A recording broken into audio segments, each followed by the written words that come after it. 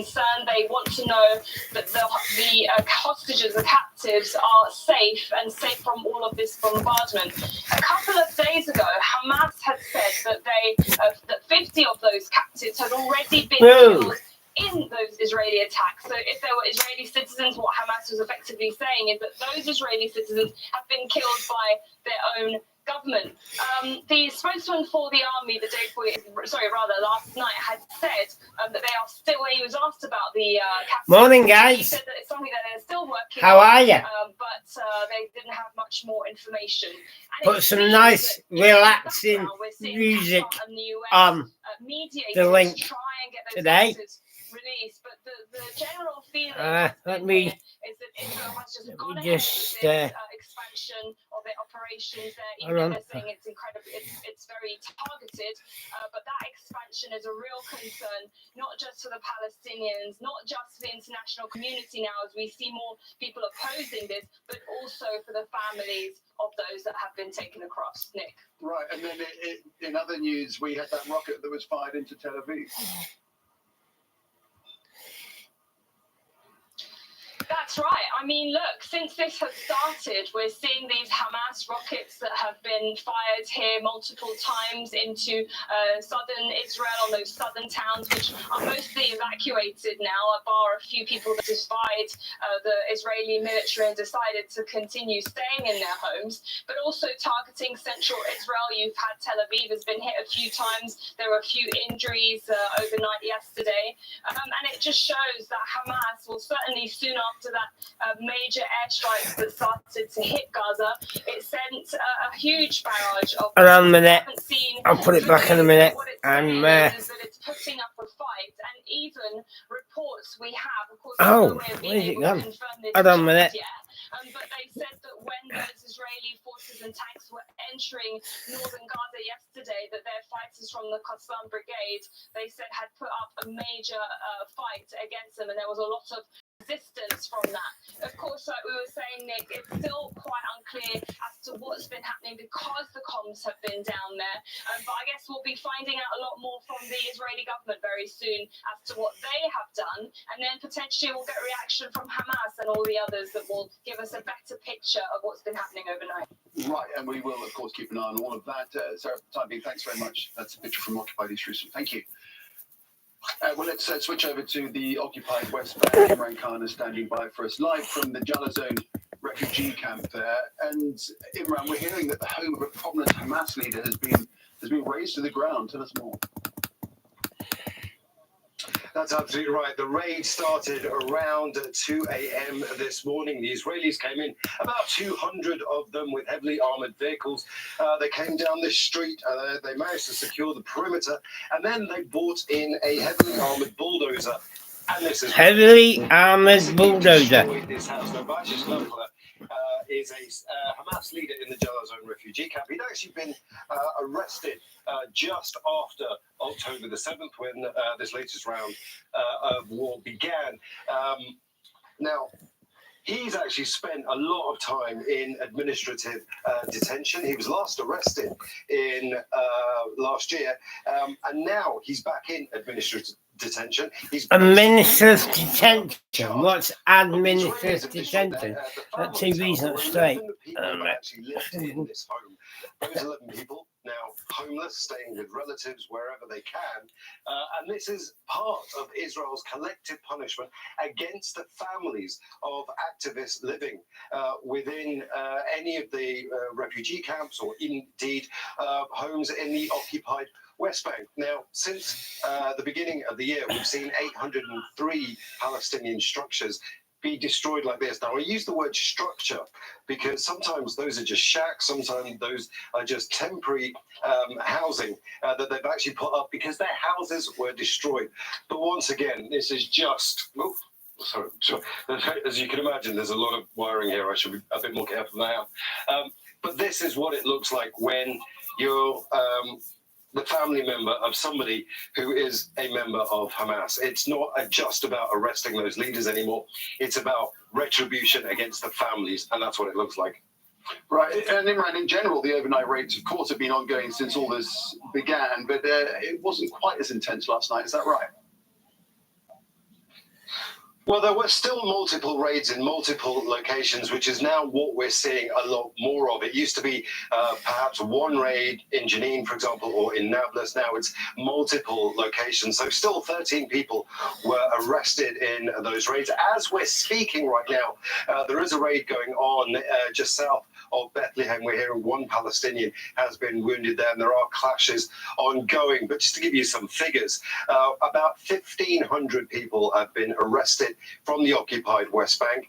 That brings the total to about 6,700 that are in Israeli jails right now. That's the highest it's been in a very long time. About 1,700 of those are held without charge. Imran, thanks for that. Imran Khan there from occupied West Bank. Thank you. Well, several rockets were fired from Gaza into Ashkelon in southern Israel. Ashkelon.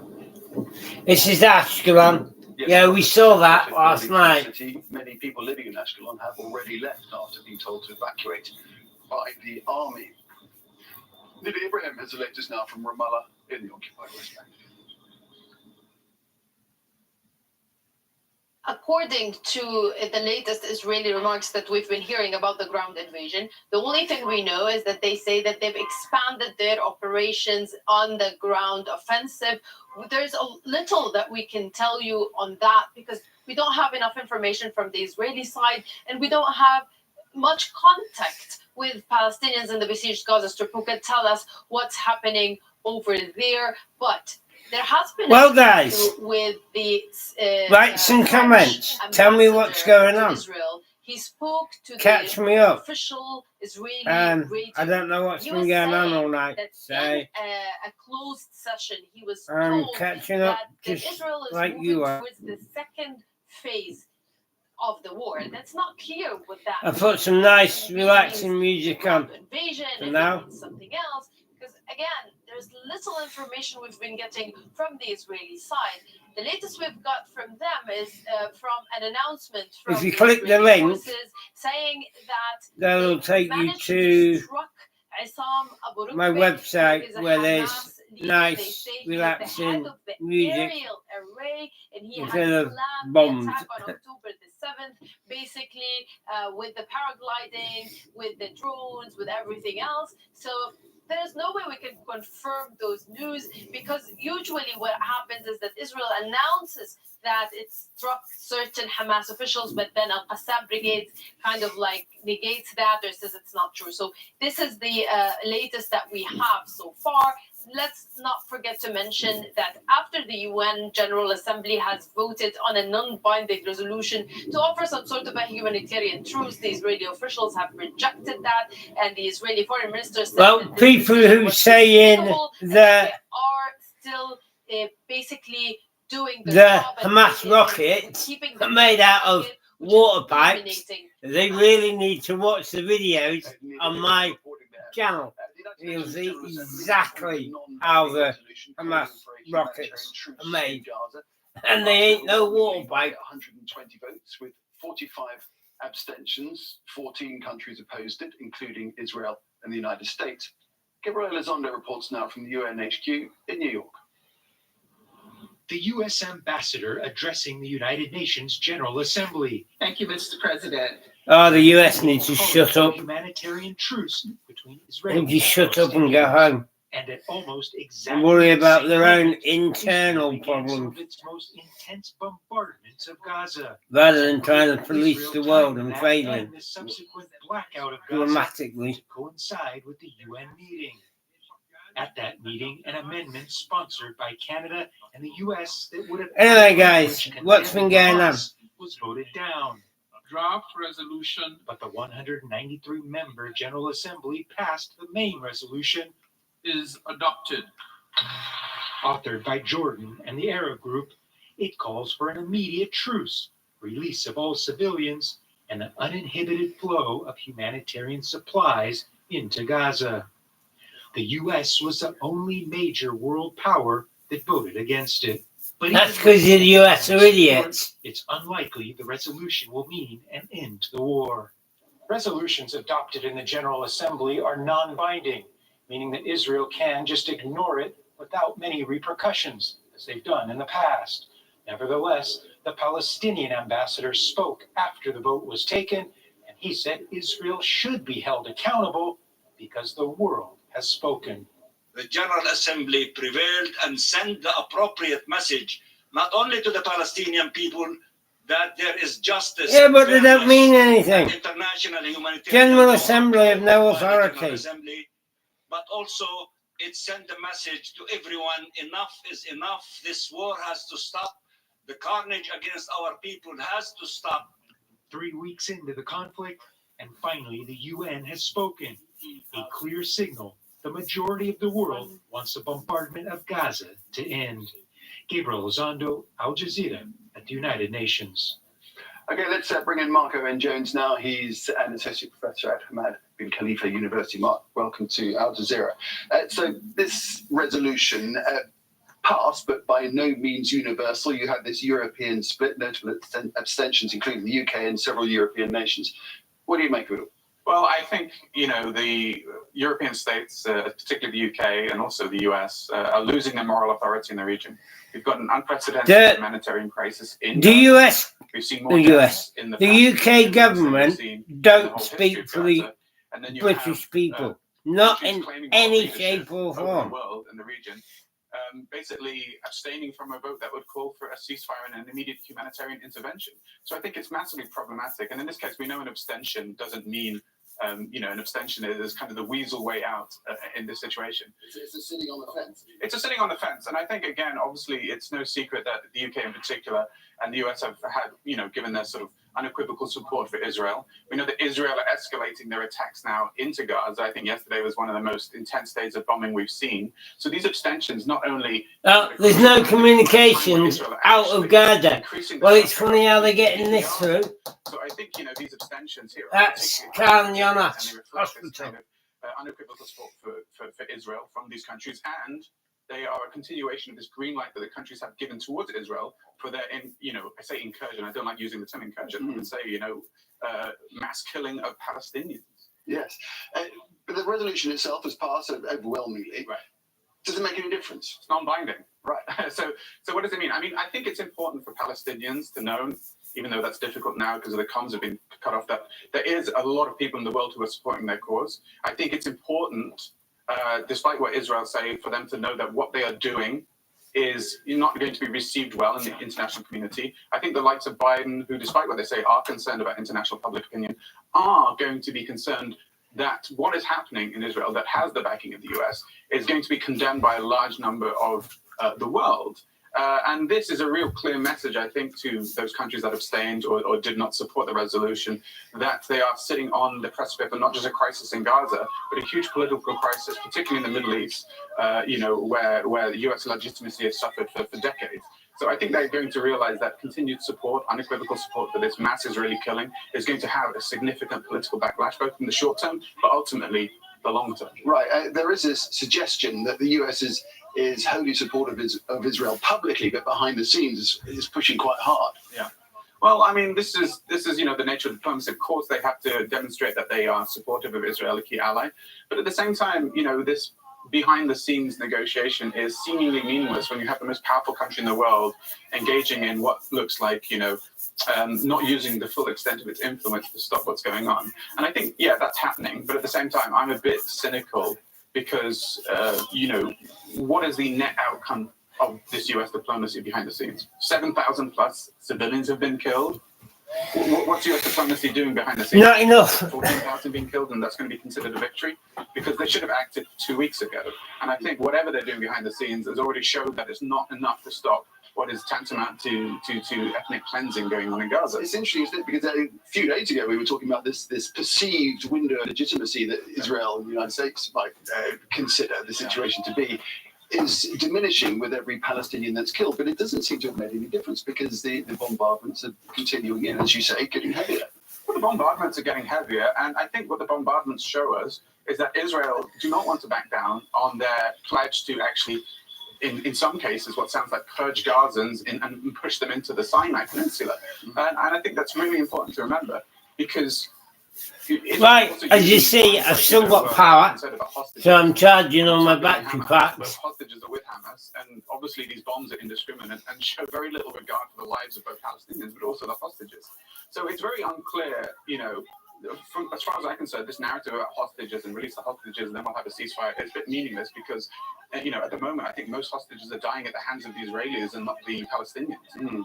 And so, this escalation, the growing use of ground troops in Gaza all points to a continued escalation, as does the cutting off communications, which looks like a strategic decision to try and protect Israeli troops as they go into Gaza.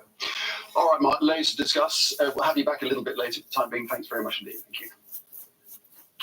Well, since Israel's bombardment started 3 weeks ago, dozens of buildings in Gaza have been, of course, destroyed. Homes, schools, hospitals, they've all been hit. On Friday afternoon, Israeli warplanes targeted an entire residential square in the Tel Al-Hawa neighborhood in the southern part of Gaza City. Dozens were killed there, others critically injured. Earlier, we spoke to Hamas spokesman Osama Hamdan from the government's capital. He says Israel has been weakened and is trying to regain an appearance of strength and power. Israel is still attacking Gaza with airstrikes and bombardment, and also they have cut out telephone and the internet. It's clear that the Israelis are moving towards the borders of Gaza from different points in the northern part of Gaza Strip and in the middle of Gaza Strip. To Gaza City and the camp. Hopefully, because it's the weekend, my internet will be a bit better today. So they want to cut Gaza from the world in order to commit their crime in a deep silence. But they are worried about the consequences. They are worried about what may happen on the ground. Yeah, as I said, the they are facing a very mobile phone network hasn't been taken down by Israel. It's been disrupted by bomb blasts. Next week, when we have Guy Fawkes Night, you will see that your internet goes down because you will see your internet goes down because of the firework bomb blasts, the bangs. Because once the bangs disrupt the signal because of the pressure caused by the explosion, it will take down the mobile phone network.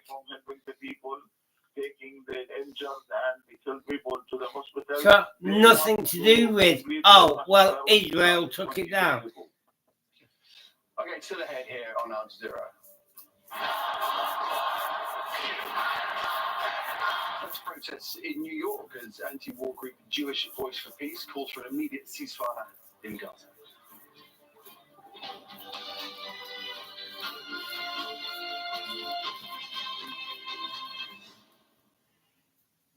Here's your headlines for the Americas. Nice to have you along. And right off the bat, let's talk about this. Cooking up in the eastern Pacific off the coast of Guatemala could turn into a tropical storm or a hurricane. So we're going to keep tabs on that over the next little bit. Now, for South America, from Colombia, Ecuador, right through the Peruvian Andes into eastern Paraguay and the southeast of Brazil, we've got a pretty intense line of showers and storms here. In fact, in eastern Paraguay, southeast of Brazil, could see 100 to 200 millimeters of rain here in a short period of time. Remains breezy in Patagonia, so around Comodoro Rivadavia, wind gusts have been around 100 kilometers per hour, and we'll start the day similar to that on Saturday as well. Meantime, cold air has really dug in across the Canadian prairies and northern plains. Temperatures sub-zero now. It's feeling more like winter, and this will eventually find its way into the Great Lakes. For now, not too bad. Cloud cover in Toronto at 15, but watch what happens on Sunday, maxing out at 7 with this band of rain moving into the U.S. northeast. Back to the here and now, as we go to the U.S. southeast, we've got some heat here, but this is fueling storms through Texas, Oklahoma, Arkansas, and Missouri. There has been some flash flooding here, and get ready for it, Denver. Rain turns to snow. You could see about 10 centimeters over the next little bit. Bye.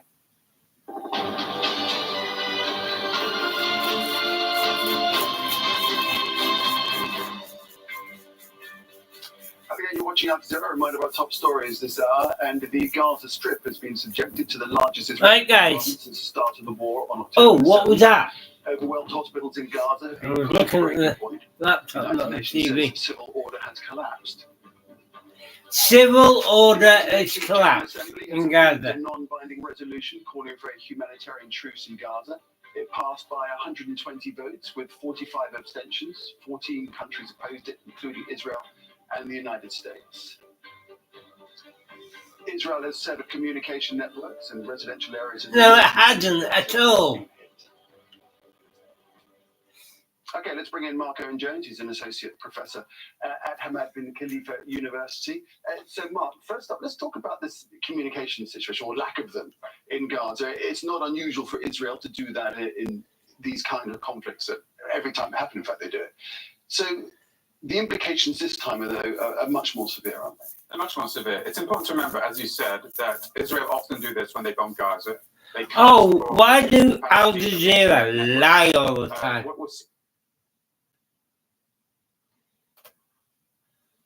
Now then, time to catch up on the day's sport. And the Rugby World Cup finally coming to an end. I know. It's gone on for a long time. It's lasted forever, hasn't it? And we're finally here. It's going to be a classic, I think. South Africa against New Zealand. They both want it. It'll be the first team who's won it 4 times. Wow. So they will be the greatest of all time. So I think, a lot at stake. But, well matched?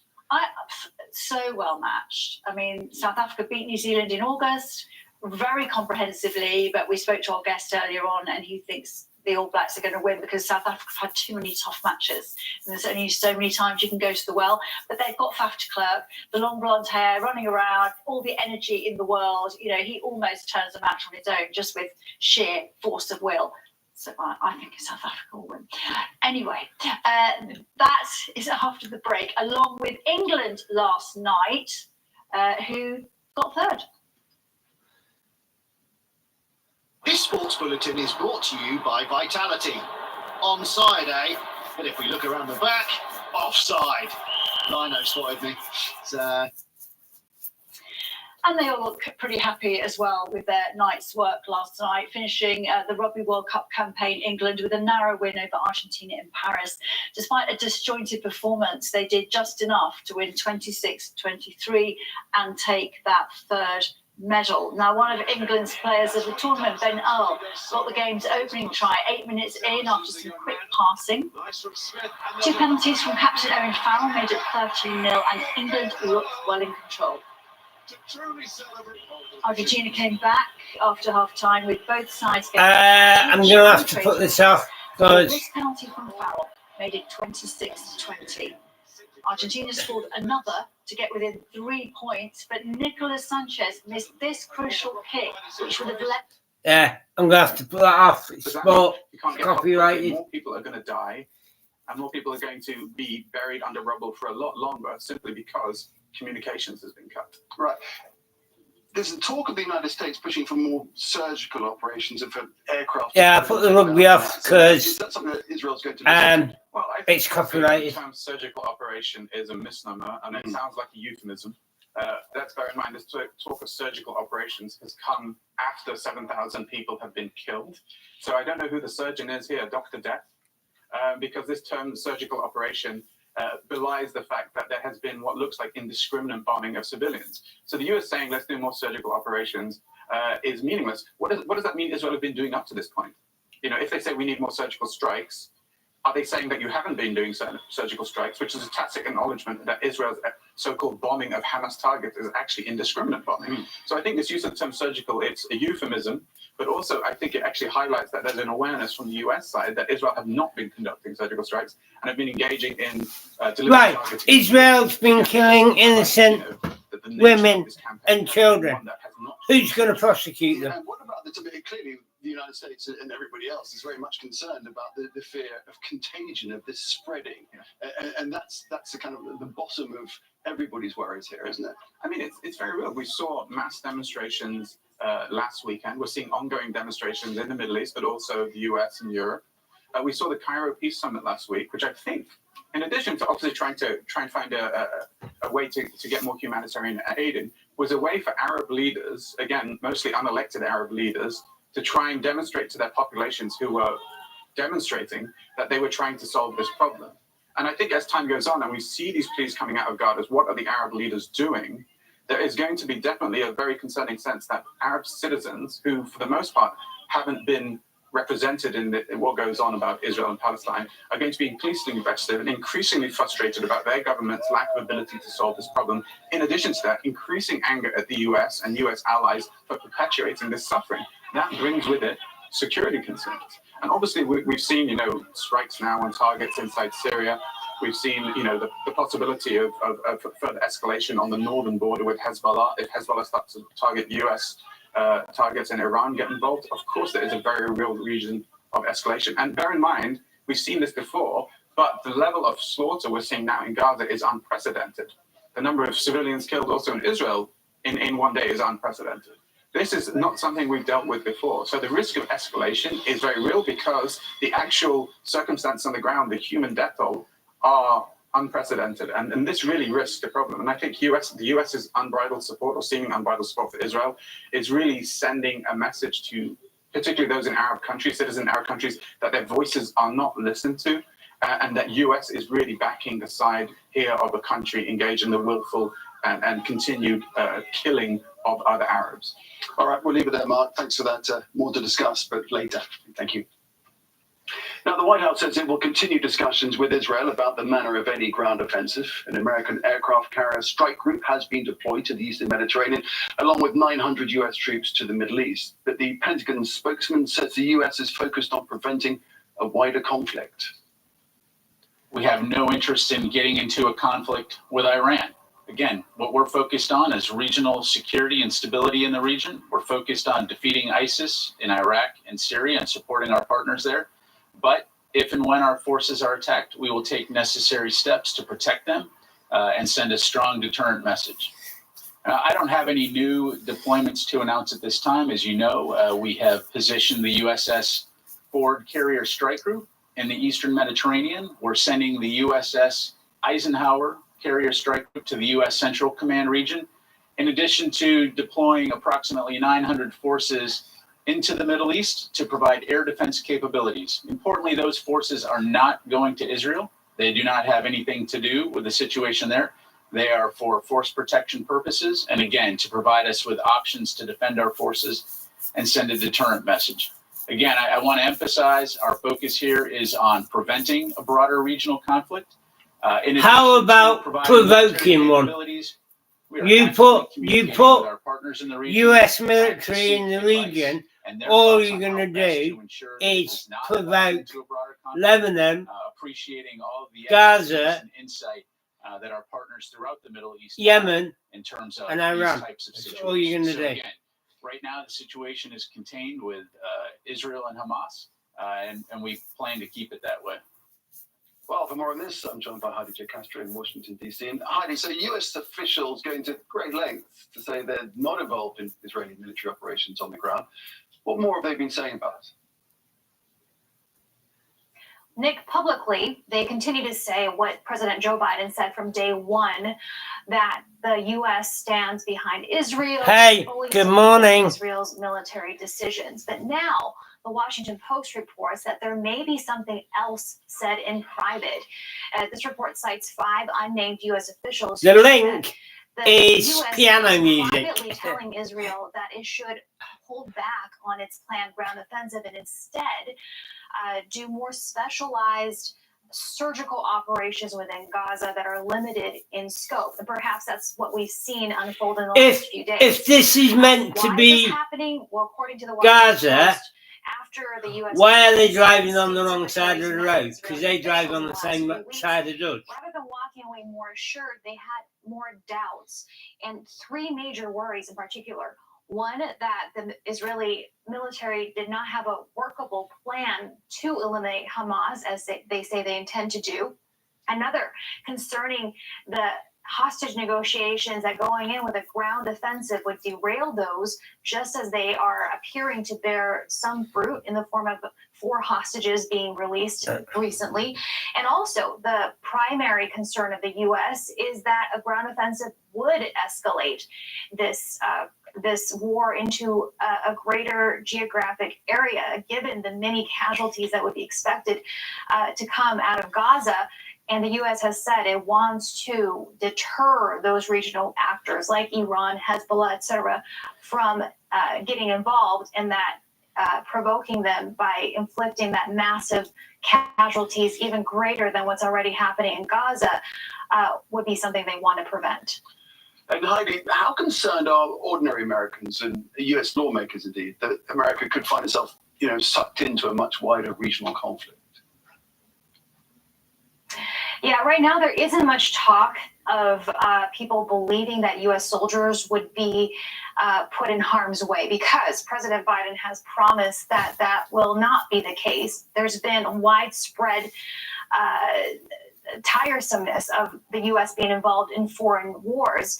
And so the public is behind the strategy thus far of this White House, which is to support Israel with military aid, etc., and to have the U.S.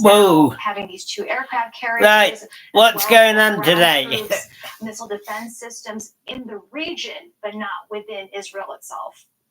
All right, Heidi, thanks for that. Heidi Jo Castro speaking to us there from Washington, D.C. Thank you. Now, Al Jazeera's Hani Mahmoud joins us from Khan Yunis in Gaza. And Hani, just give us the latest update from there, if you would.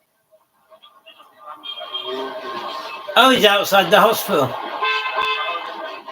No, he's not. Where is he? Yes, he is.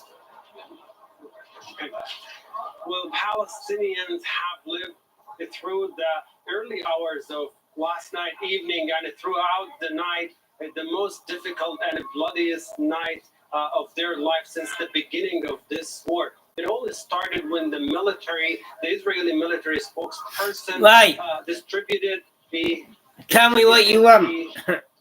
a map asserting that a map of the hospital, Shifa Hospital in Gaza Strip, asserting it is the headquarters of Hamas leadership, showing red lines of the route that are used by Hamas leaders underneath the hospital.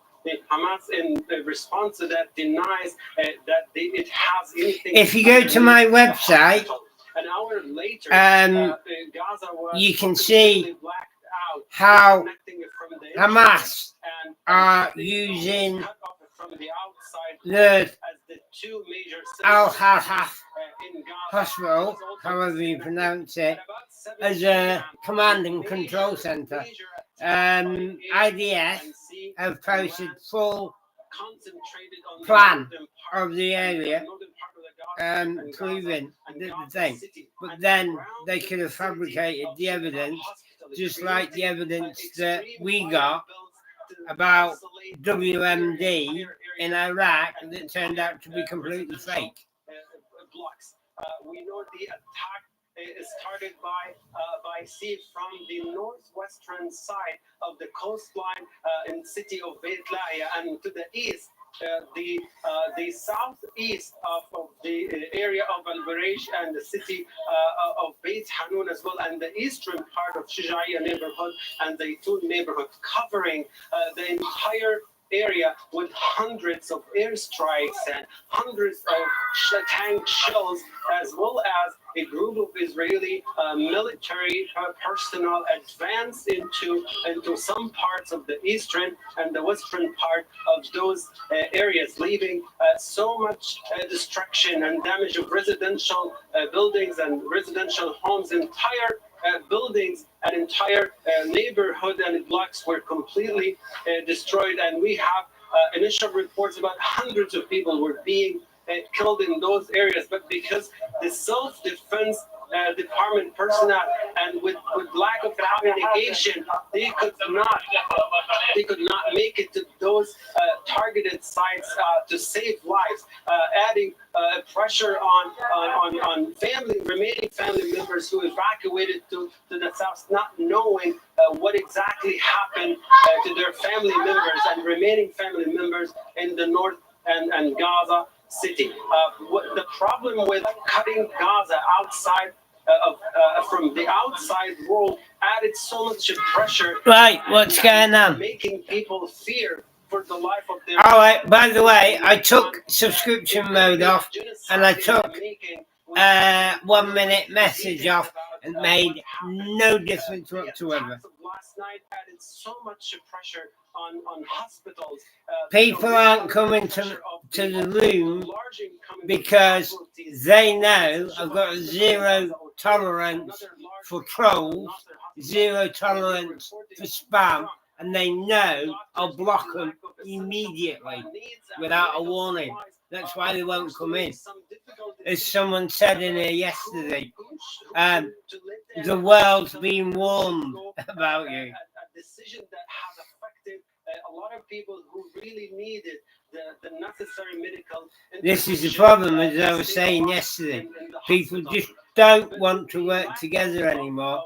They just want to destroy as many lives as possible. That's why the web has now failed.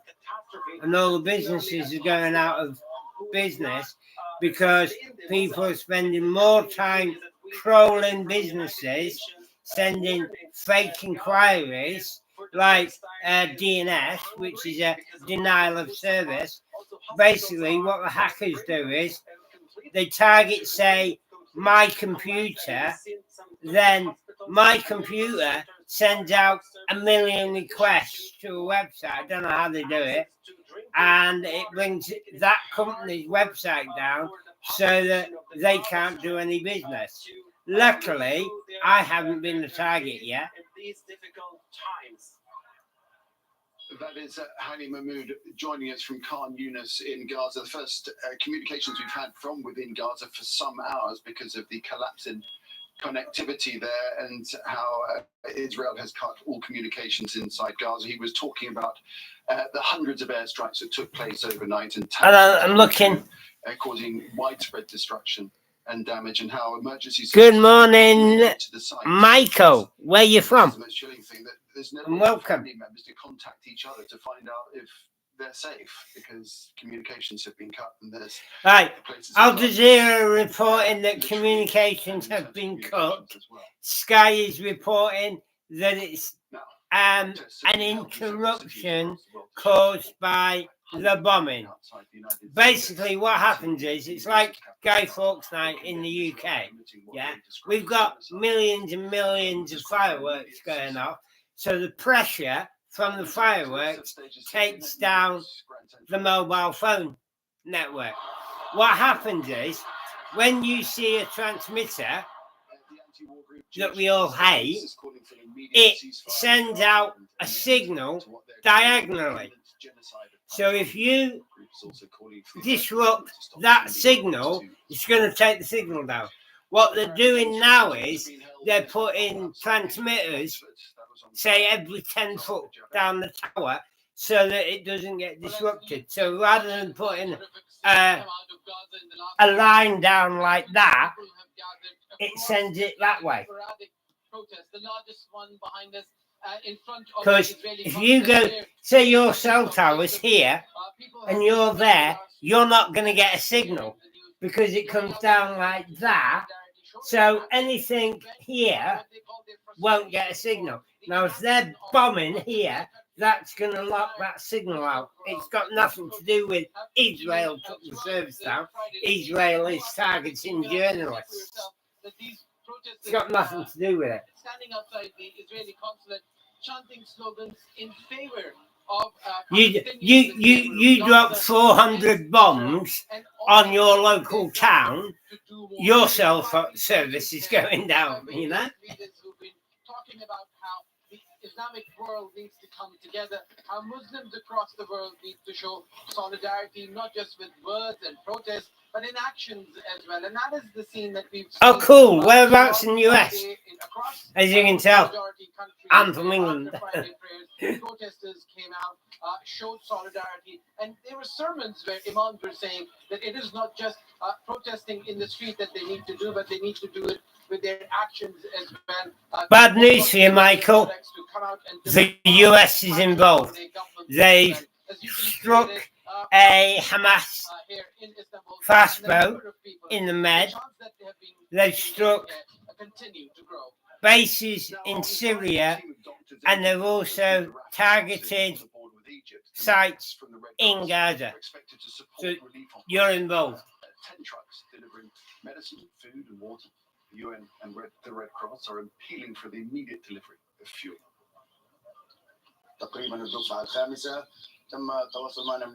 This is the fifth convoy of relief aid. We were contracted by the Egyptians earlier today to head to the crossing to prepare 10 trucks headed to the International Red Cross. Our message is this: whatever's delivered is only a drop in the ocean. We're sending an SOS message that within 24 hours, the Red Cross will not be able to function. More than 16,000 people, mostly children, women and elderly, were forcibly displaced to Al-Quds Hospital. If we fail, we'll lose thousands of lives. We urge for the immediate delivery of fuel. Without fuel, we can't move these trucks to distribute the aid. Hospitals can't operate either. We call So the best Hamas for fuel to stop more disasters.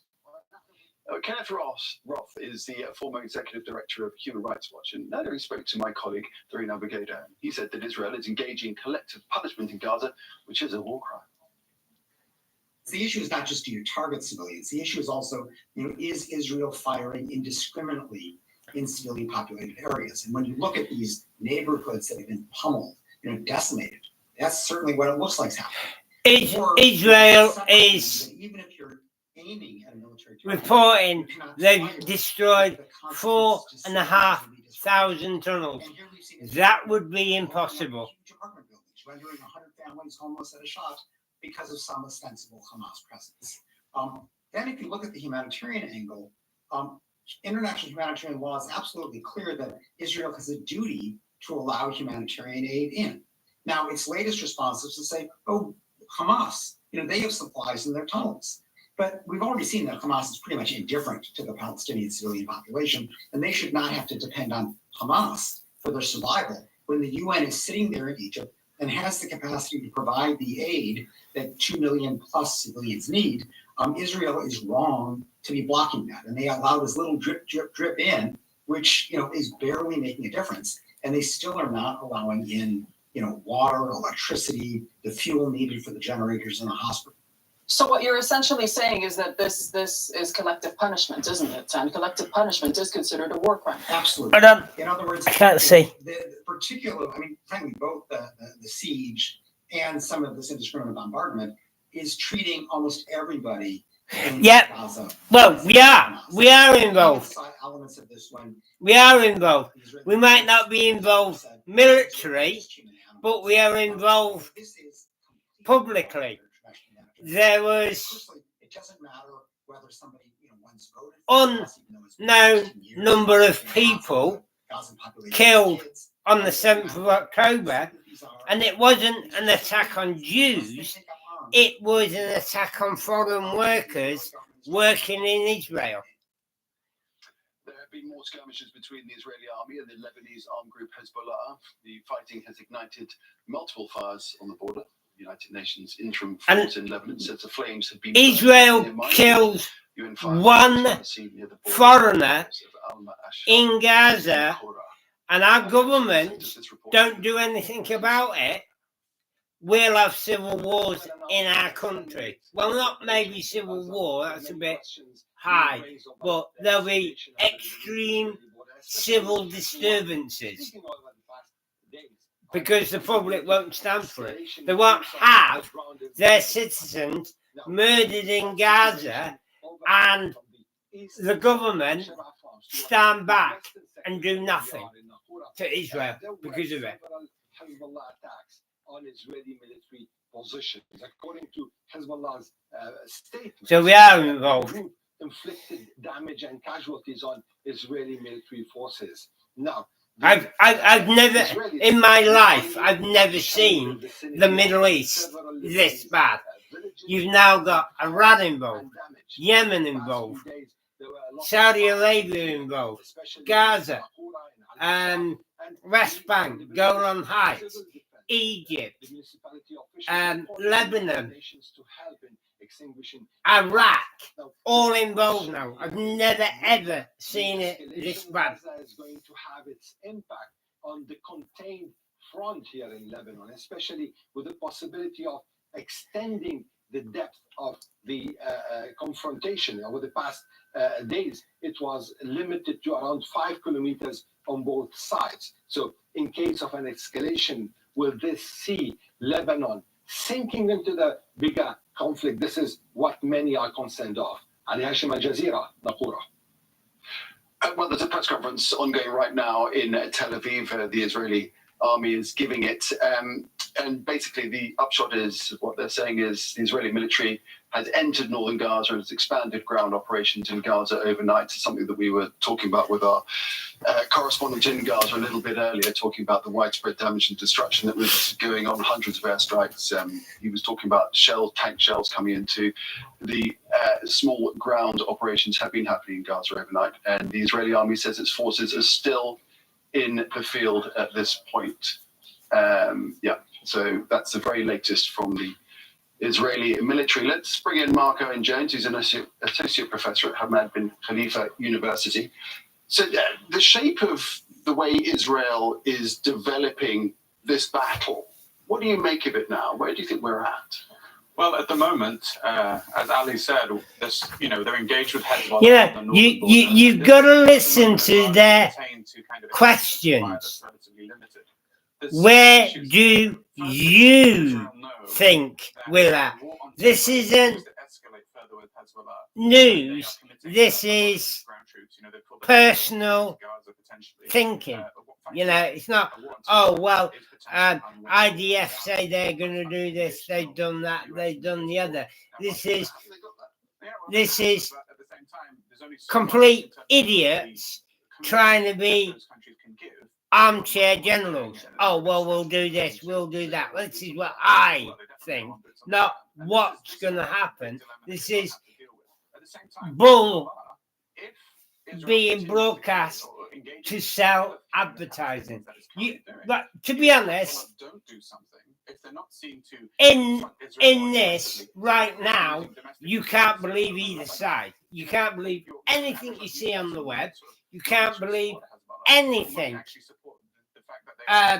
reported by the media because they lie. So Hezbollah are also in this position where there's a push factor, thinking we need to escalate, whereas Israel are also in a condition where they're thinking, well, we don't want this to escalate on our northern border. So I think this is a very fragile situation on that border. And as Israel continue to bomb and increase their bombing of Gaza, that's only going to increase the likelihood of further escalation in the north of Israel. It was interesting hearing from our correspondent within Gaza just a few moments ago. The first time we've heard from anybody inside Gaza for many hours, talking about how Israel had dropped leaflets saying that Al-Shifa was a legitimate target, the hospital there, because of Hamas tunnels underneath. It's all part of the ongoing war of words, I guess. Well, I think the Al-Shifa hospital is particularly worrying. We saw what happened to Al-Ahli hospital and the bombing of that hospital. The IDF yesterday tweeted, they probably tweeted more since then, but last night, in the space of a couple of hours, they tweeted 4 separate tweets, including videos, basically saying that Hamas had... What I want to know is, when will the media wake up and understand this is war? No, in war, no one's going to take any notice of any Geneva Convention, human rights, any ceasefire agreements that have been signed. First rule of war, win.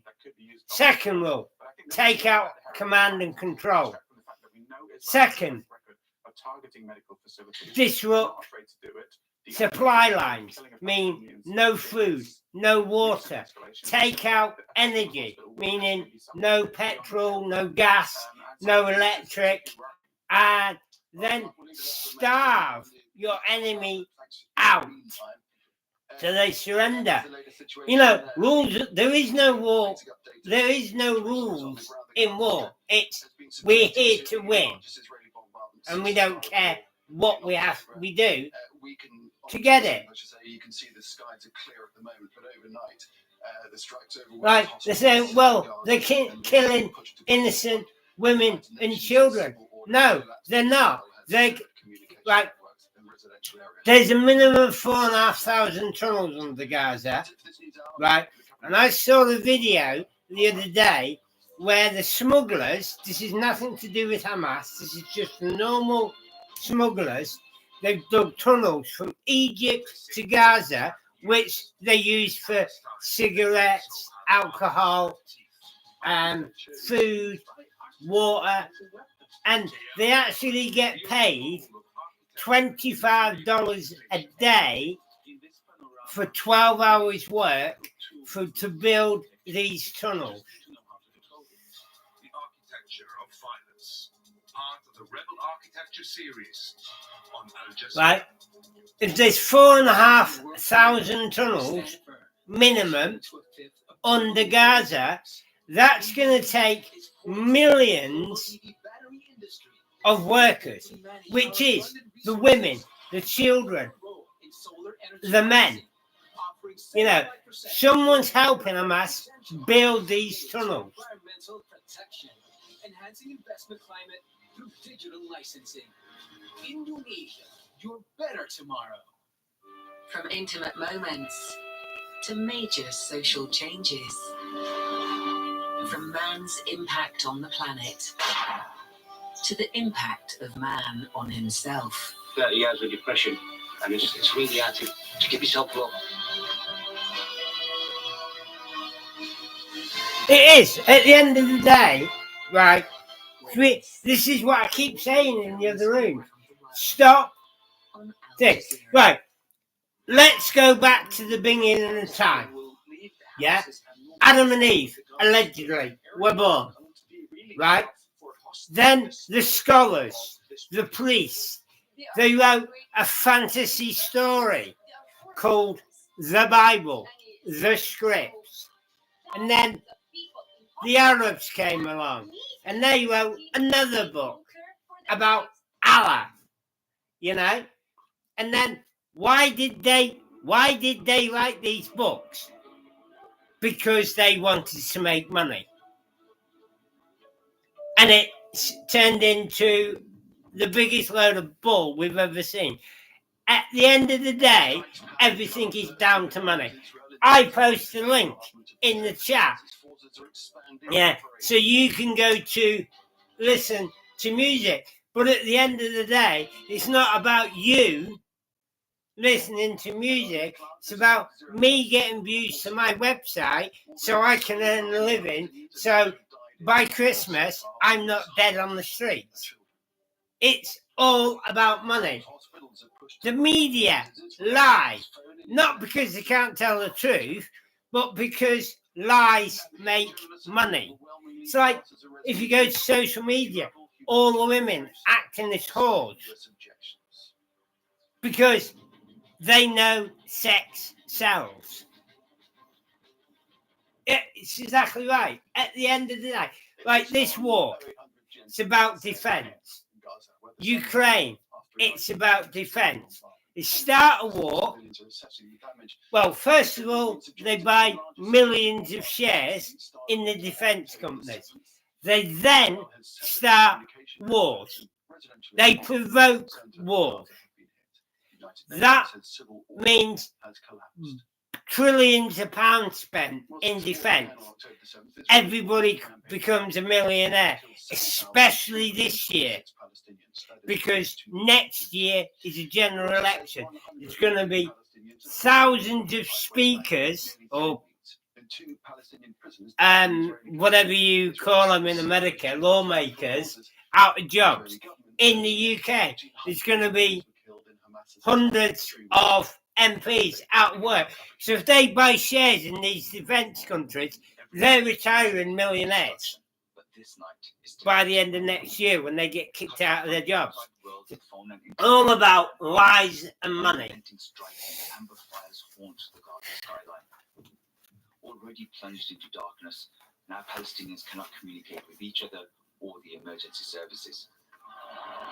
If you want to make money now, you've got to put your 401k into defence, into defence shares, and you'll make millions. The Palestinians are going through with a complete blackout means we don't know what's going on. Nobody knows, not the medics. We have lost total communication between Al-Aqsa Hospital. You know, people think I talk trash, but I don't. I'm a manager. I'm ex-forces. I know how it works, you know? It's all about money at the end of the day. You know, when you run a business and you're a manager, you've got to hit your targets. You've got to make money. You've got to pay yourself. You've got to pay your staff. The massacre that is taking place right now by the Israeli occupiers. There are massacres taking place in northern Gaza. As you can hear, another attack next to the Indonesian hospital. And now another attack across from the Indonesian hospital. The Israeli army says they will be expanding ground operations. An eyewitness captures the sound of clashes between the Israeli army and Hamas fighters in northern Gaza. And Hamas is still able to fire rockets towards Israel and what they say are anti-tank missiles. For the population of Gaza, the morning that follows is when they assess the damage. At dawn, a heavy fog hung over the strip, and it appeared the fighting hadn't stopped. Right, this more than 60,000 displaced people are now sheltering in the Al Shafif hospital. There's no way you'd get 60,000 people in the hospital, and it's actually 16,000. Al Jazeera are lying. It's been confirmed by the hospital director that they've got 16,000 people shielding there, not 60,000. To get 60,000 people in the hospital, which includes all the area around it, you'd have to be 6 times bigger than my town. The biggest health facility in Gaza City, namely a Shifa hospital, showing footprints and rooms that are used by Hamas leadership and Hamas element, asserting that whatever underneath the hospital is the headquarters of Hamas leadership. In response to that, Hamas denies any involvement with a Shifa hospital, saying that it had nothing underneath the hospital. An hour later, 16,000 people shielded in the hospital. Too right it is. When I was in the Royal Air Force, in the armed forces, we had 14,000 trainees, and our camp was probably 2-3 miles. Well, probably bigger than that, actually, probably 4 or 5 miles. Our runway alone was 2 miles long. We actually had 3 sections.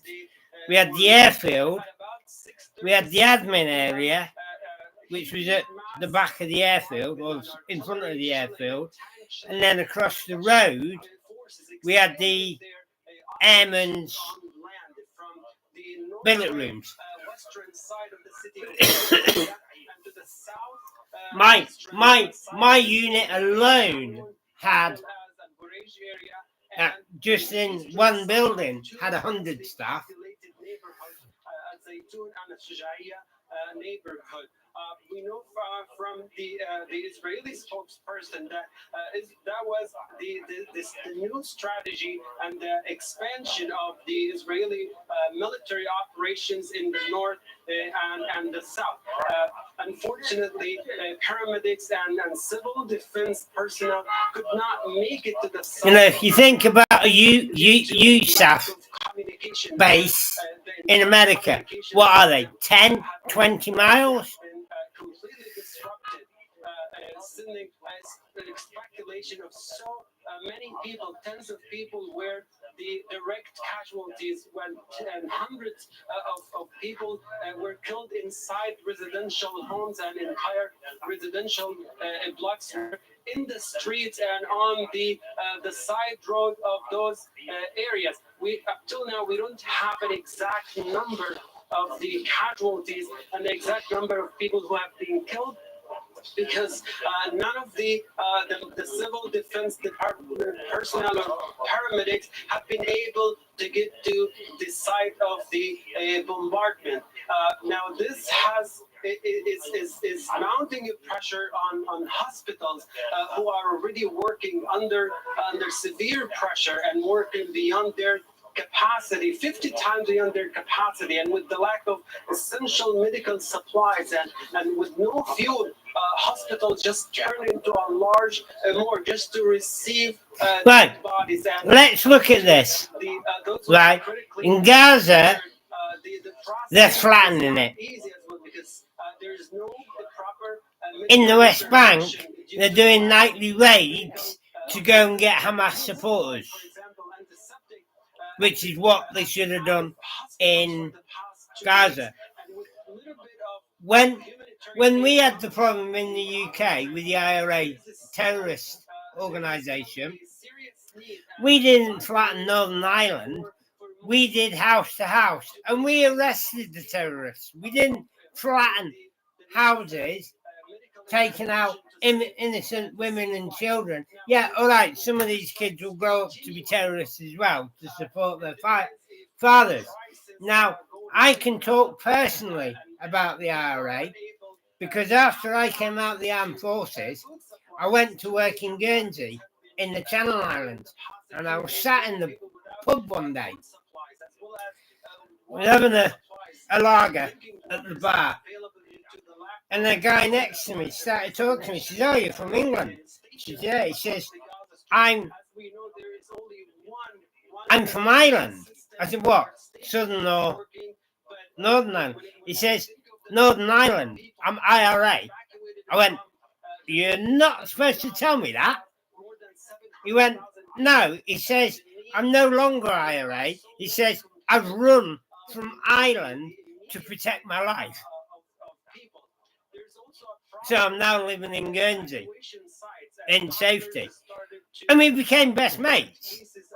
Now, a year earlier, if I'd met him, I'd have shot him.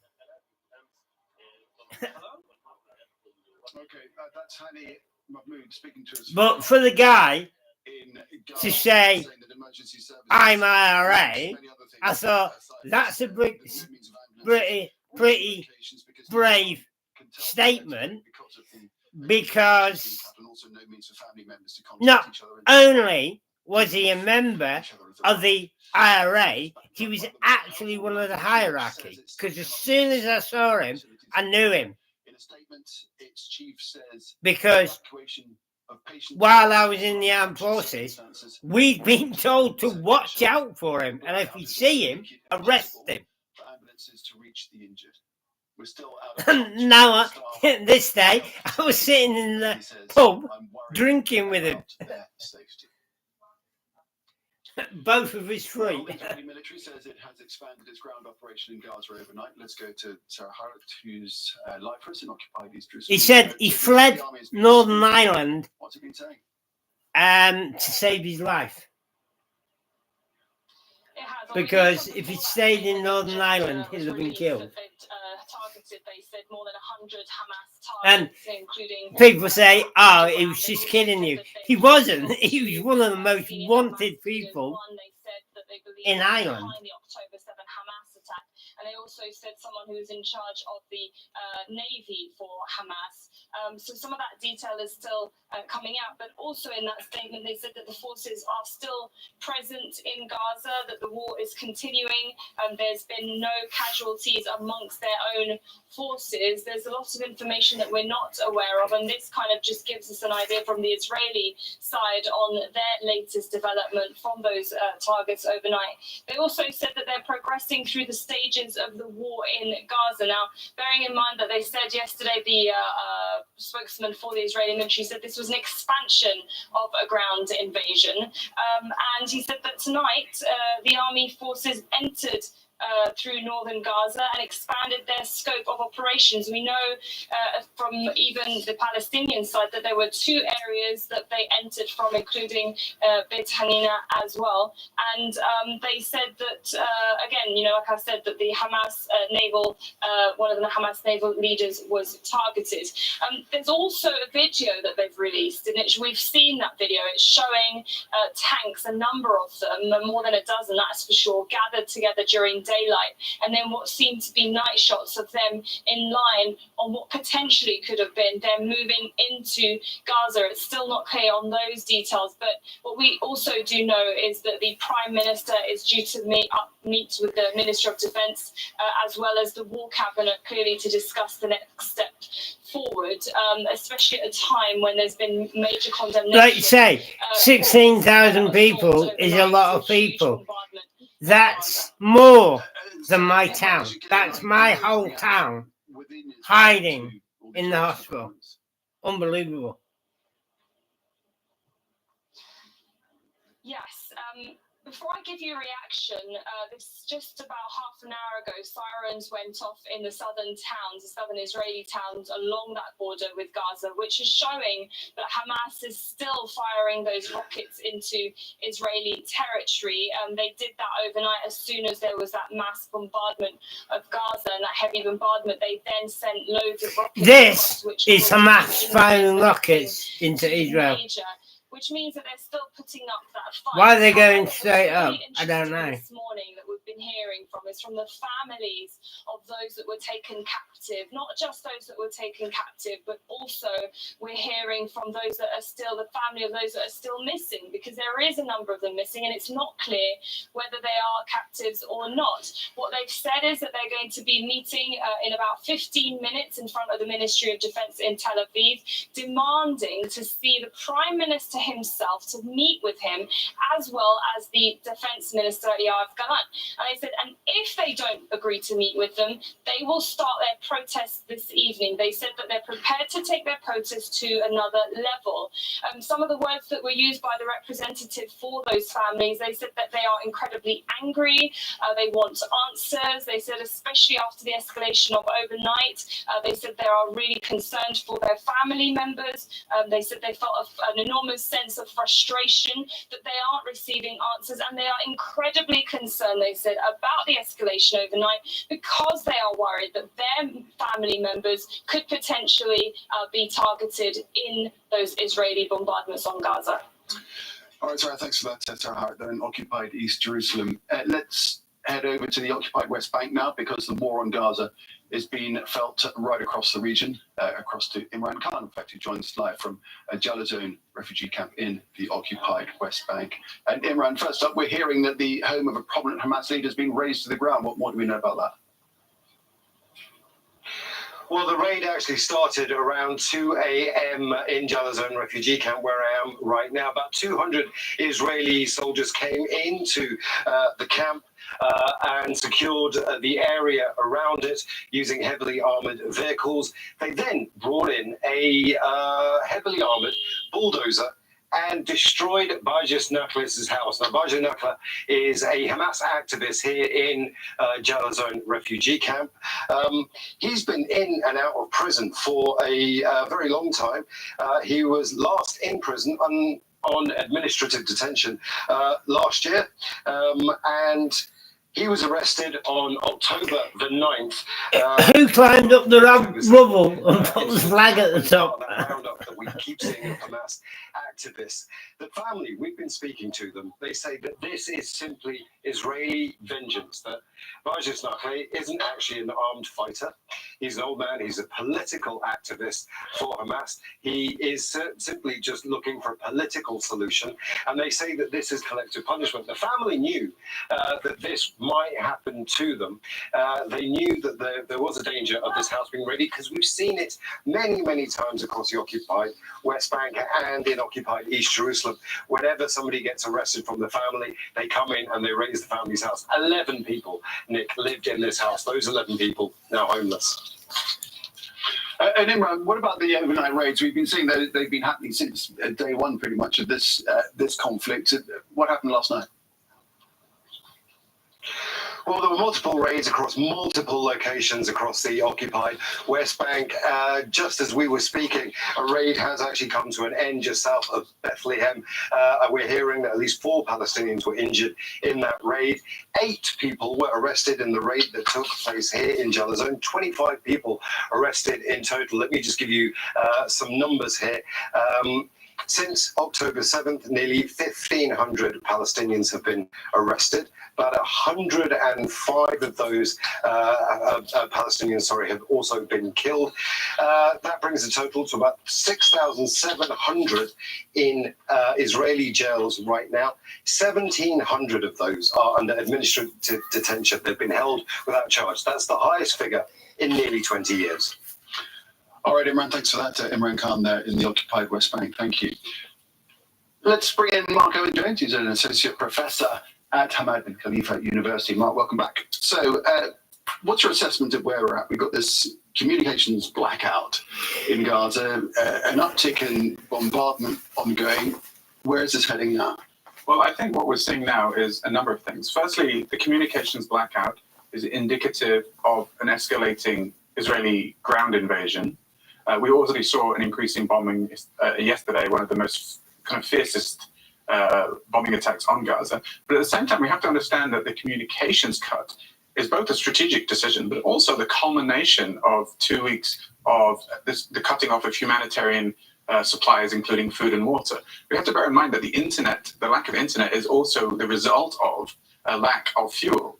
Most of the internet infrastructure in Gaza, when it's not being powered by electricity from the power plant, as it hasn't been recently, relies on generators and batteries that can sustain internet for about 6 Right, hours. did you hear that? No fuel. He just said you can no longer charge the internet being down is because no fuel, because they haven't got fuel to power the electricity. The Israelis know that this is probably the time now that Gazans are running completely out of fuel and that they can no longer not only power hospitals by generators, but can't even power their own phones. This is in addition to... I find this very hard to believe, because when we have a power cut in the UK, our cell phone network still works because it's got battery backup. When we've got electric, batteries are charged. So when the power goes down, there's enough power in these batteries to power the grid, the cell phone network. And solidarity with one another. And if you can't even communicate with people, that's only going to increase your sense of anxiety. I saw a video recently of someone saying, all we have now is God. You know, because people are... You don't have God, mate. He abandoned the world a long time ago. Isolation and alienation from the rest of the world. And it goes two ways as well. There's people, obviously lots of people who have family inside Gaza who even before this recent degradation couldn't contact family members. Now this is only going to increase their anxiety. So we're seeing increased anxiety and isolation and within Gaza, but also complete, cutting off of people's ability from that region, from the area, to communicate with people outside. Of course, it's incredibly hard to second guess what's going to happen. It's just been back less than 24 hours ago. We were all talking about, there could be a big prisoner release and potential ceasefire. And then now that seems to have just disappeared off the table altogether. What do you think's happened with that? Well, I don't necessarily think it's off the table. Obviously, things look very close to some sort of breakthrough yesterday. But at the same time, the escalation now of Israel's attacks, increased escalation of attacks and ground incursion, could be a way of trying to secure Israeli strategic objectives prior to there being a deal. And that's a familiar tactic, isn't it? In previous ceasefires, there's been an uptick in the offensive, right? Because it's like, let's do everything. Let's do as much damage as we can before we might be in a situation where we can't do that damage as much, right? So I think it's also possible that what this uptick could actually suggest that ceasefire is still a possibility. But we can't be sure. It could also be a bargaining tactic. It could be saying, look, this is how willing we are to continue with killing more Palestinians, and actually this is how willing we are to potentially launch a ground invasion. That could then be a negotiating tactic to play hardball, to sort of make the other side in the negotiation willing to make more compromises, possibly. We had this UN General Assembly resolution that was passed yesterday, which was rejected by the United States, and various other countries, including the UK, abstained from it. How much bite does that actually have? Well, I think it's a non-binding resolution, but I do think there is something good to come out of this. This is you gotta listen to their words very carefully. I think opinion, is very much with Palestinians. And this solidarity should not be underestimated. I should also add, though, I think what's really striking about this is how much it reflects this sort of imperial mentality of the UK and the US. The UK there's been a poll in the UK that shows 76% of it's like two guys having a conversation in the pub, you know?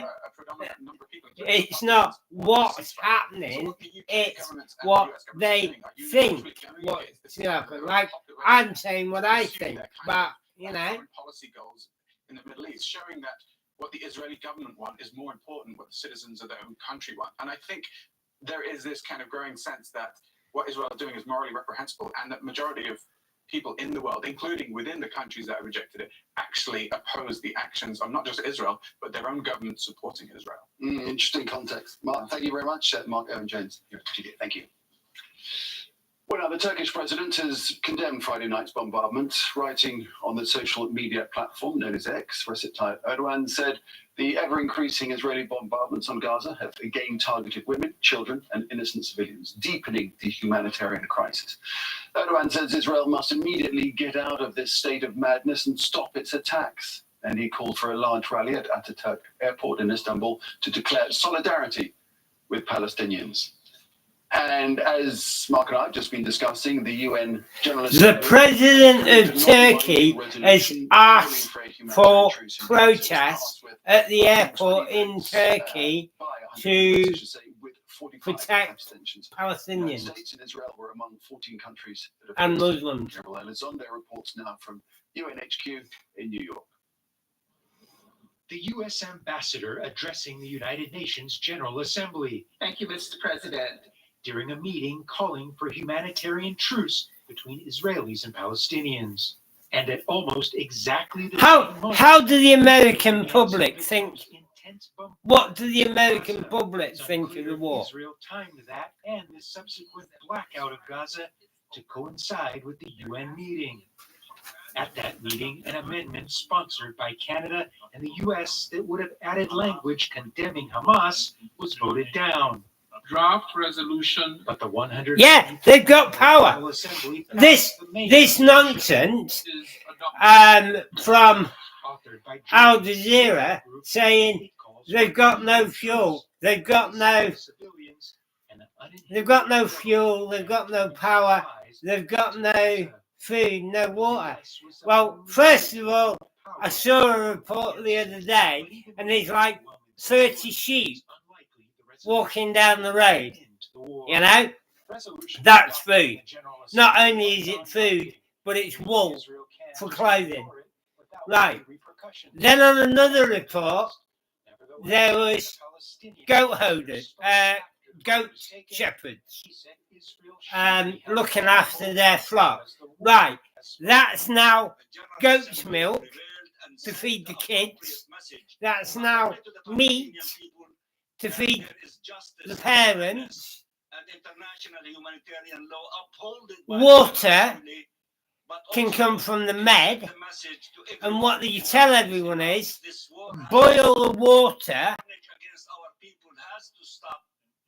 remove the salt, use the water for drinking.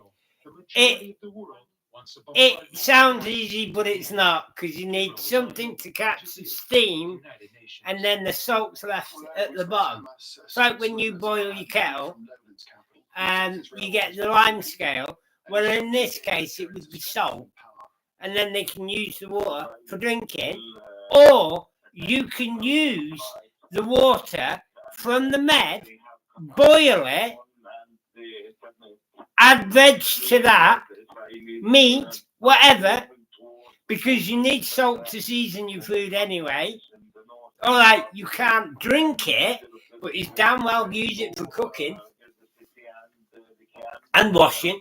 It's clear that they know that they have lost all their lives, all down. Yeah, they all say, "Oh, we've got no food, we've got no water." Yeah, every single person you see at the hospital has got a bag of food and a water bowl full of water. But they are worried about the consequences. They are worried about what may happen on the ground. And they are but as you say, the solar panels. On the ground. What, like, It's the land invasion, so they can keep right, faces. that's a solar panel.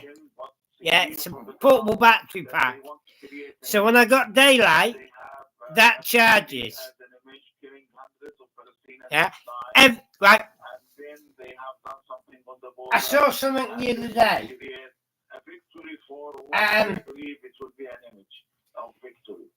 It was a woman from, I guess, the Civil Defense Force in Gaza, and they have a thing called an emergency backpack, right?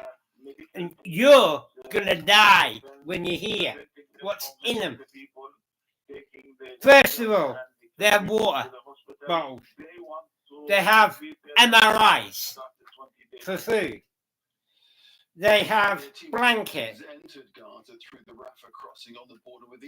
But then she turns around and she says, oh, and lastly, is a brand new laptop that works from satellite in the emergency backpacks. They got brand new laptops. They condemn Israel for carrying out what they describe as a genocide in Gaza. The government has called for an immediate ceasefire. Now, if they've given 2.5 million people backpacks with a brand new laptop in, where did all that money come from? Well, hundreds of activists have staged a sit-in in New York's Grand Central Station.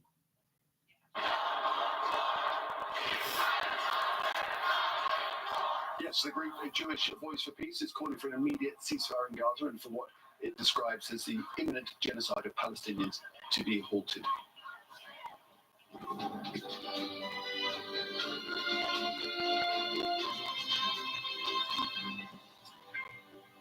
Let's look at some other world news. And nearly a year on from a stampede in South Korea in which 159 people were killed, families are still demanding accountability.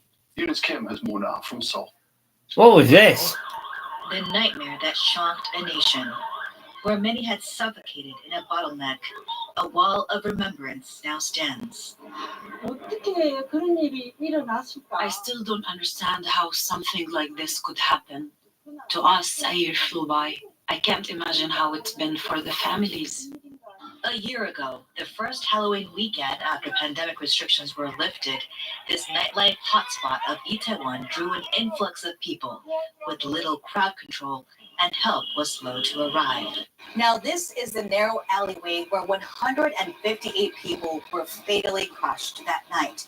Now, to prevent a reoccurrence, Seoul City says it will install more security cameras optimized with AI video analysis that will enable it to more quickly find danger spots.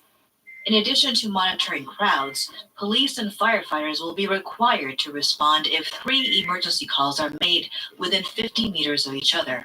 But grieving families say they're still seeking answers to basic questions from that night. Why a victim's declared time of death doesn't match the official timeline of events. Why fire crews were kept from immediately taking the wounded to hospitals. And why they've yet to receive an apology in person for the botched response. The government, including the president and the safety minister, apologized many times in front of cameras. But if we, the bereaved families, try to meet them, they just ignore us. For us, the Itaewon disaster is ongoing. Will there ever be some type of closure for us? Well, you see now how we get our news in the UK. Explanation to be able to properly grieve. So far, no high-level government official has been dismissed for the man-made disaster. Families say they will keep fighting for an independent inquiry to seek accountability and closure. Eunice Kim, Al Jazeera, Seoul. The main opposition party in Bangladesh is holding an anti-government protest in the capital. They're demanding the resignation of the Prime Minister, Sheikh Hasina. The opposition accuses her of planning to... This is why everyone's failing. Nobody wants to work. They just want to protest on the streets. This is all why all your websites are failing. This is why all your businesses are failing. Because everyone's on the street protesting rather than buying in shops, drinking in bars, eating out in restaurants, or buying from online because they're all too busy protesting. Unemployed, probably, as well. And tell me how much they appreciate our coverage.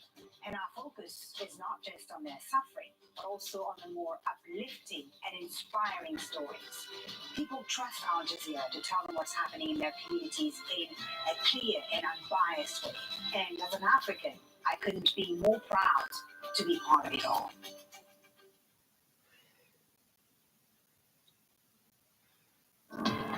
Carnage in Gaza. The journalist Warning, the first half of this contains shadow banning and age gating.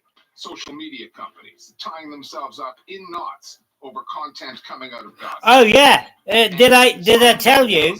One of my feeds the other day, YouTube restricted it and said, "I'm sorry, your feed's not suitable for children." Hold on a minute, I never made it for children. I clearly state when I do a feed not suitable for children because of the bombing, swearing. Sealed off from the outside world. Israel is still refusing to allow international journalists or investigators in. Ask yourself why. The situation has made news outlets and audiences entirely reliant on local journalists, Palestinians in Gaza, to find out what is going on. Reporters there face immense challenges and dangers with fuel and electricity cut off. Yeah, these media reporters, they're not reporters. They're just like Biden reading from an auto cue. Produced by the bombing of the most densely populated place on Earth. Since Hamas's horrific attack on Israelis on October 7th, This is what I tell the telemarketers when they ring. Look, relax, take a breath, and rip the script up. I says, because you sound like a robot. We can tell you're reading the script. And then I drop the bombshell on them. I'm a sales and marketing manager. I train people to do your job. So, goodbye. And hang up on them. Al Jazeera Arabic's bureau chief there. Yeah, like Al Jazeera are reporting that this guy's family was targeted. Then when the real news story comes out, there was 12 people in the house that were killed. Just happened to be 4 of the people in the house were his family. You know, they keep saying, oh, our journalists are being targeted, they're being shot, they're being held prisoner in Egypt. Well, stop spying for the enemy. There's nothing worse than a damn reporter reporting what you're going to do next. Oh, right. SSC Duggan is in Fred Block Street doing house-to-house clearing. So then everyone in the vicinity runs because Al Jazeera have warned them where the security services are. Like, I watched an Al Jazeera reporter the other day reporting from Ukraine. Oh, look, I'm in the underground bunkers in the Al-Shat region of Ukraine. Thanks, Mr. Al Jazeera. We've got an F-16 on the way. We're just going to drop a £2,000 bunker buster and kill everybody in the tunnel and in the rooms. Thanks, Al Jazeera. You're responsible for millions of people dying worldwide because you're giving intelligence to the enemy or to the other side. Absolutely hilarious. Deprived of food, of water, of medication, of electricity. I mean, the only thing the Israelis haven't succeeded in cutting off to the Gaza Strip is the oxygen supply. So I really couldn't overstate the challenges, whether at the personal or the professional or the psychological level. Palestinian journalists are providing a raw and ugly view of the carnage in Gaza, and they are finding audiences. Motaz Azaiza reports in both English and Arabic. On the day before the October 7th attacks, Can you imagine being an EMT, going to a scene, but you can't treat the people, so they end up dying because you can't fight your way through 200 reporters, journalists, camera crews. It's nonsense. After October the 7th, after Hamas allegedly attacked Israel, they should have put immediate media blackout on it, immediate blackout, which means they should have took the cell tower down. They should have took the satellite network down, blocked the satellite network, and put an immediate media blackout. Immediate. We'll give you press releases. That's the only thing you can report. Because the press are responsible for millions of deaths in wars because they're basically spying for the enemy. One of the last posts he posted was, "I'm sorry, I'm unable to report much because we don't have electricity or internet." So Israel, what they're trying to do is completely cut I remember off from the when I was in the Royal Air Force, if it is a war against Hamas, as the media used to ring up. Oh, hi, this is the Sun newspaper here. We heard this happened on your unit yesterday. Can you give us more information? My reply, I'm sorry, I'm not qualified to answer that question. If you'd like to contact the press officer, they will be glad to assist. Yeah, but I'm sure you can tell us a little bit of information about what you know. We've been through to the press office, but they're declining to give us any information. I'm sorry, I'm not qualified to answer that question.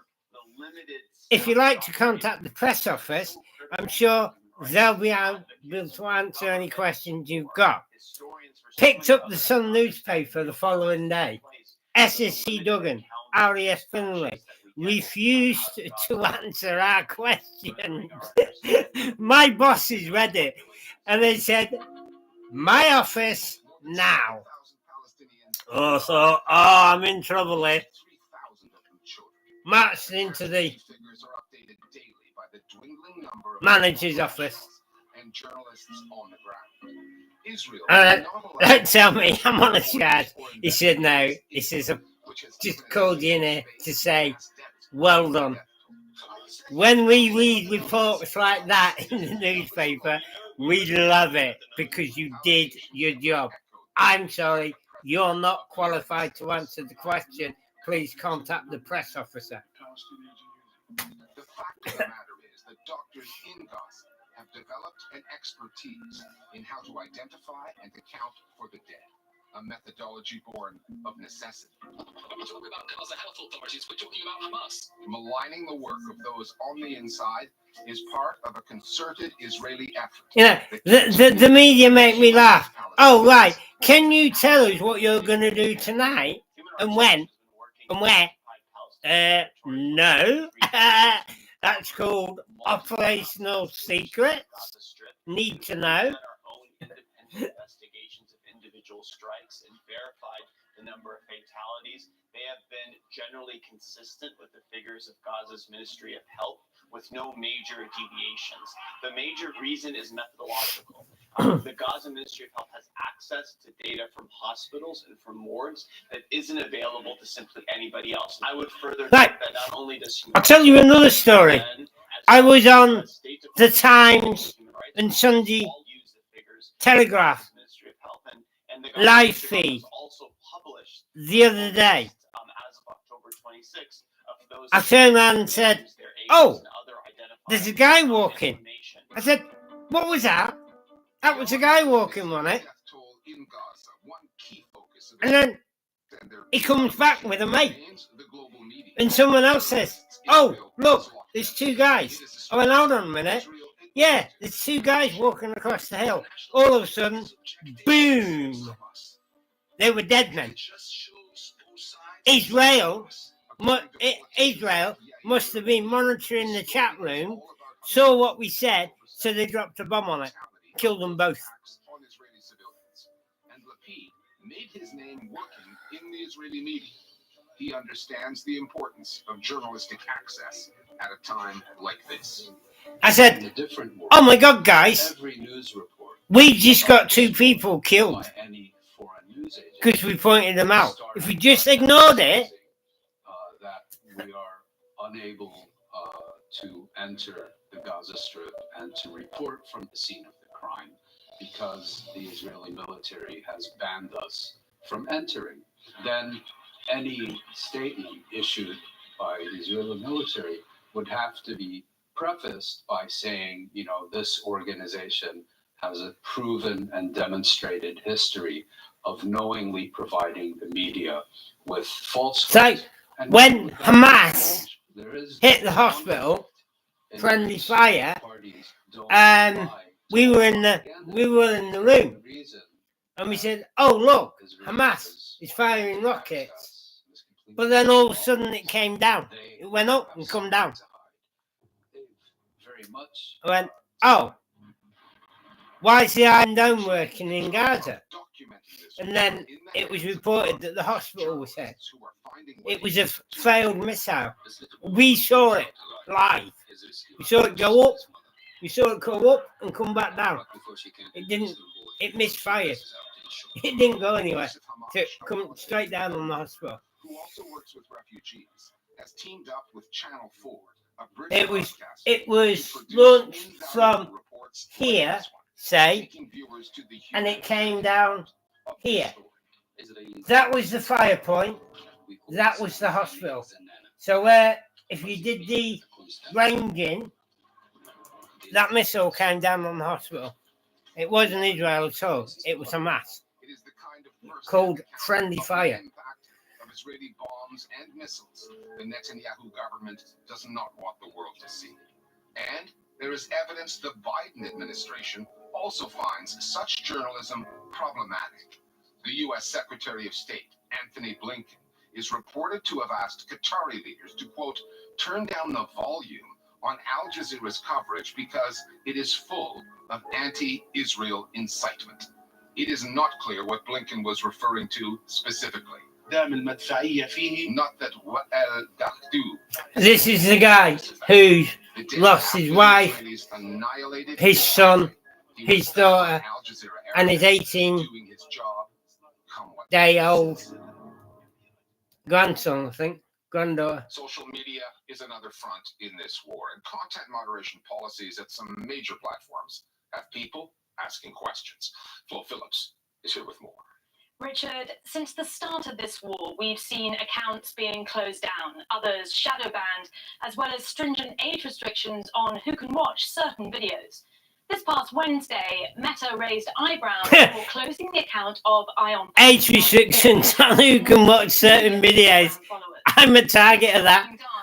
As I just said, one of my videos wasn't taken down. It was restricted to over 18s only. Here at Al Jazeera, our digital team has been monitoring multiple platforms. It's seeing a big jump in the number of warnings attached to footage showing bomb devastation or traumatized Gazans. TikTok has been doing a lot of that.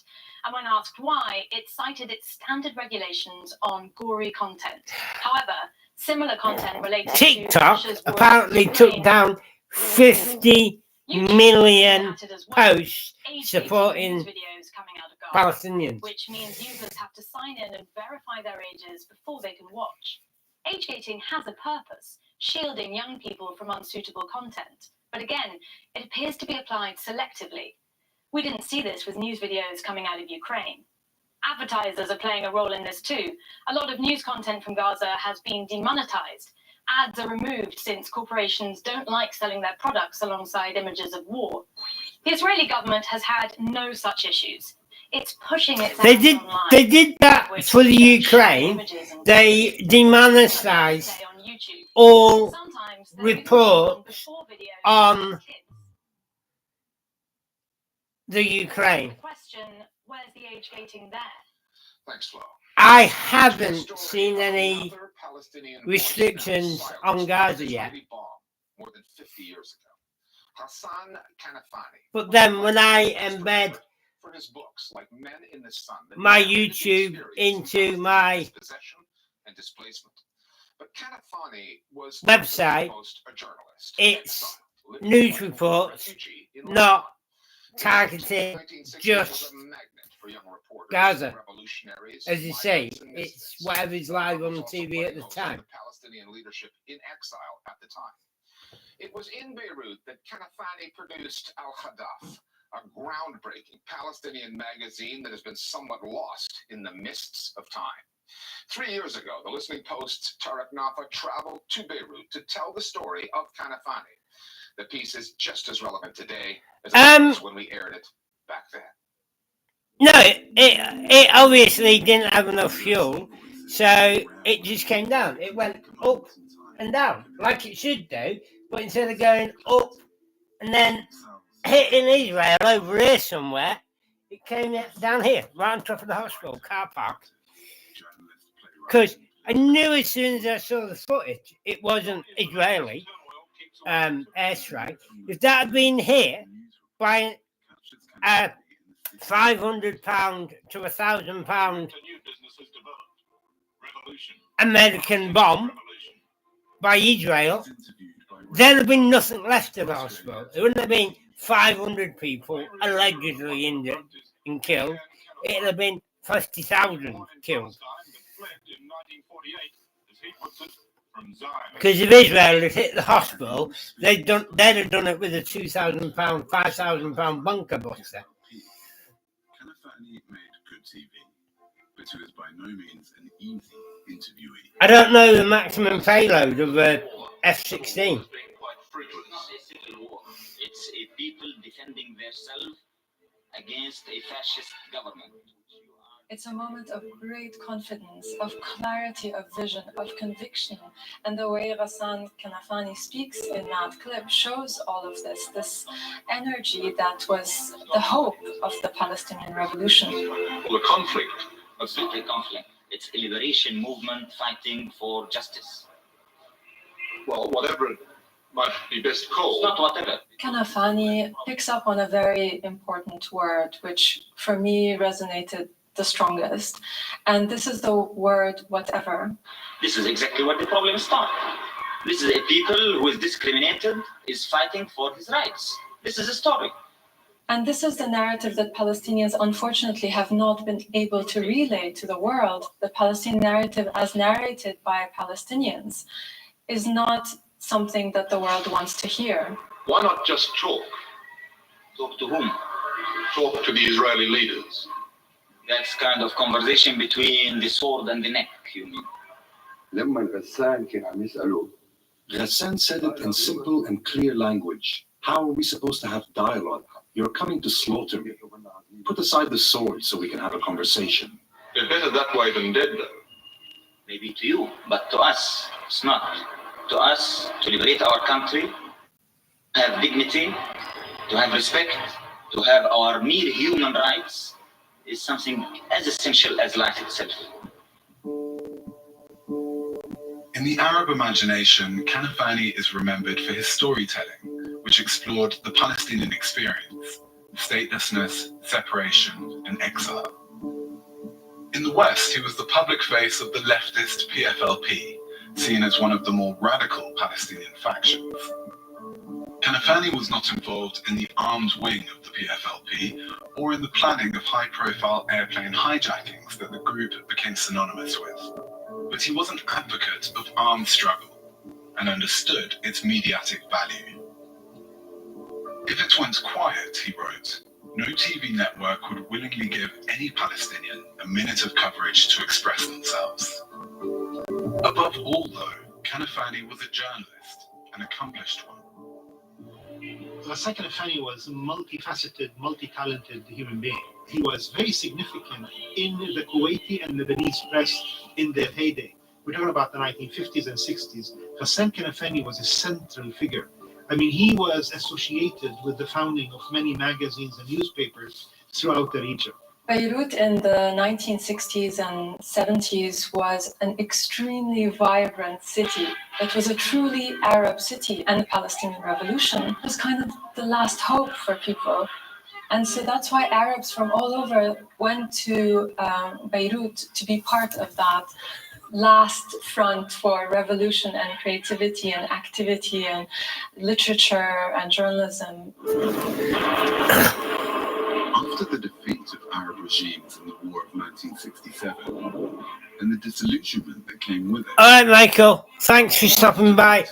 Be safe and have a good day. A national struggle for liberation took form. And for Kanafani, it marked a shift in thinking to the revolutionary politics of the PFLP. In 1969, he was made editor-in-chief of Al-Hadaf, the group's newly formed weekly magazine. Al-Hadaf was revolutionary in spirit and substance.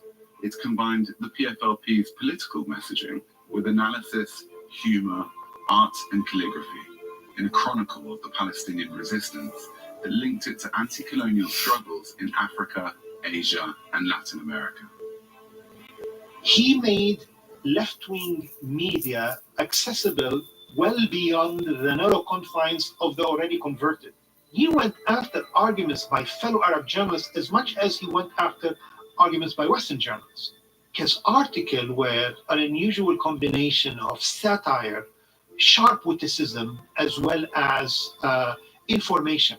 I mean, can you imagine Soviet communist literature using humor and irony at that time? There was none of that. And Arab communists were even more dour, more humorless than the Soviet Union. So you can imagine when Ghassan Kanafani comes with this new form of media, it was entirely novel. Al-Hadaf had an open-door policy that made it a hub of cultural and artistic exchange. It was there that Kanafani and his associates produced some of the most iconic posters of the Palestinian Revolution. It was a progressive magazine with an engaged international readership, but it was the official party organ, some would say the mouthpiece, of the PFLP. Killing mouthpiece. I don't like the term mouthpiece. It's not true. Neither was it propaganda. We were not spreading propaganda. We were trying to get the truth to the people. That was the slogan of Al-Hadaf. It read, "The truth is always revolutionary," which is what Lenin wrote. These truths were the refugee camps or the truth of the Palestinian situation. Al-Hadaf was open to accept all kinds of new ideas. And for this reason, I think the importance of literature and journalism and culture from that era is that it was the founding culture. Kanafani left a distinctive imprint on the Arab cultural and media space. There is his pioneering fictional writing, and then there is this huge body of journalistic work. And when you look at the range of his output, you get the sense perhaps that he knew his time was limited, that he had a target on his back. On the 8th of July 1972, Kanafani and his niece were killed in a car bomb outside his home. He was 36. It was among the first in a series of Israeli assassinations targeting Palestinian leaders and cultural figures. In its obituary of Kanafani, Lebanon's Daily Star said he was a commando who never fired a gun, whose weapon was a ballpoint pen, and his arena, newspaper pages. Israel decided to go after all facets of the Palestinian national movement. Whether they were writers, journalists, combatants, they made no distinction whatsoever. They wanted to extinguish the flame of the Palestinian national movement in all its forms. Ghassan Kanafani has gone through two lives. There was the life that he actually lived on this planet, And there was a second life that he has been living after his death, especially in the last 20 years. His iconic image is almost everywhere. There's so many Facebook pages dedicated to him, Instagram pages. Resistance for him was something that was not necessarily just in action. The heart of resistance could be in the written word, and this voice of hope and aspiration and clarity and conviction we don't have anymore, and that's why this resonates so strongly with us today. Ghassan Kanafani, a Palestinian journalist who paid for his refusal to be intimidated into silence with his life. Over the past 3 weeks, dozens more Palestinian reporters and photographers determined to document what is occurring in Gaza have paid that same price. Here at the Listening Post, we will continue to tell their stories, as well as the larger story in Gaza, the one the Israeli authorities have tried to keep the world from hearing and seeing.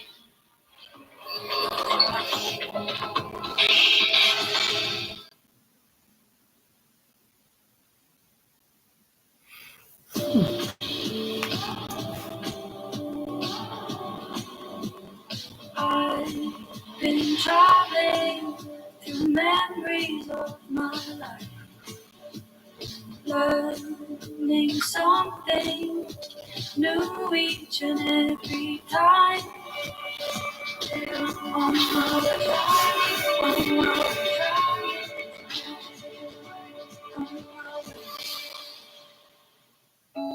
Every year in China, an estimated 80,000 children are abducted by one of their parents. 101 East follows some mothers desperately trying to reunite with their children on Al Jazeera.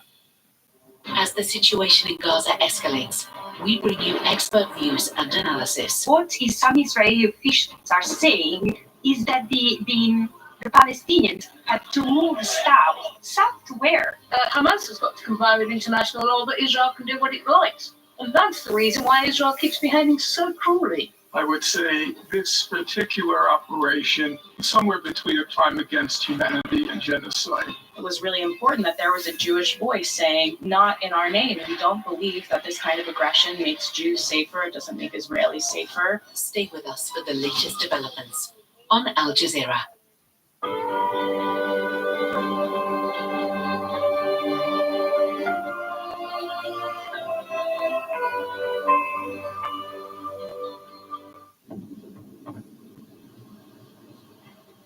Airstrikes pound Gaza overnight. Israel intensifies its bombardment and says its forces are expanding operations.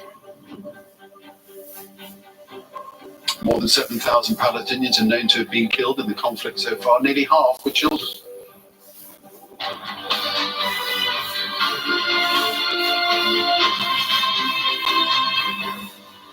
And I'm Nick Clark. This is Al Jazeera live from Doha. Also coming up, overwhelmed hospitals have pushed a breaking point as Israel cuts phone and internet services across the territory. The UN General Assembly overwhelmingly passes a resolution calling for a durable humanitarian truce despite US objections.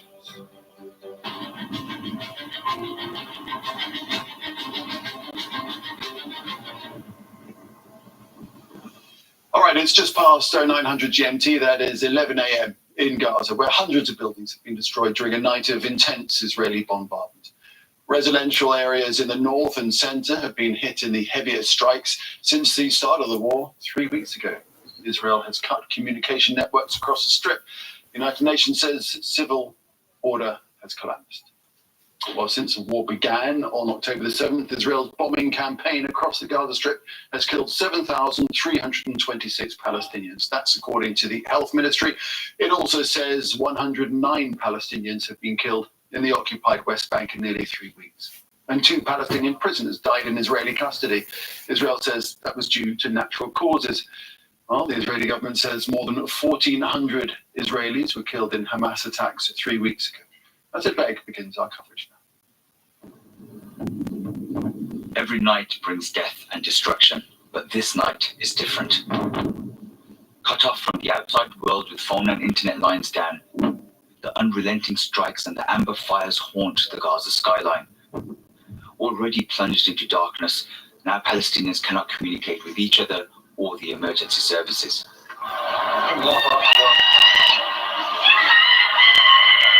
Their calls for help go unanswered. Bloody hell! I thought that was outside. I didn't realise it was from a cell phone. Flipping heck. I thought it was outside.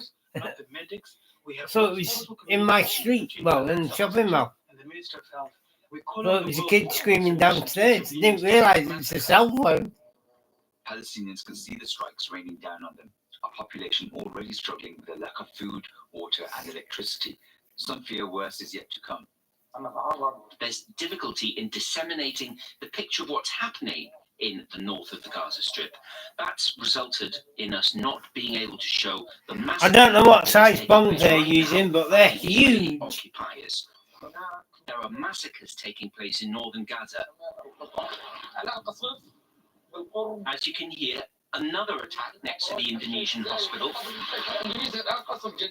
And now another attack across from the Indonesian hospital. The Israeli army says they will be expanding ground operations. An eyewitness captures the sound of clashes between the Israeli army and Hamas fighters in northern Gaza. And Hamas is still able to fire rockets towards Israel and what they say are anti-tank missiles. For the population of Gaza, the morning that follows is when they assess the damage and identify the dead at the Indonesian hospital. This box contains what's left of a person's body, but the war on Gaza is ongoing. This box contains what's left of a person's body. Asad Bey, Al Jazeera. Let's speak now to Al Jazeera's Hani Mahmoud, who joins us from Khan Yunis. Hani, so we have this problem with communications in Gaza. We are managing to get through to you right now, I hope. Tell us what the latest situation is.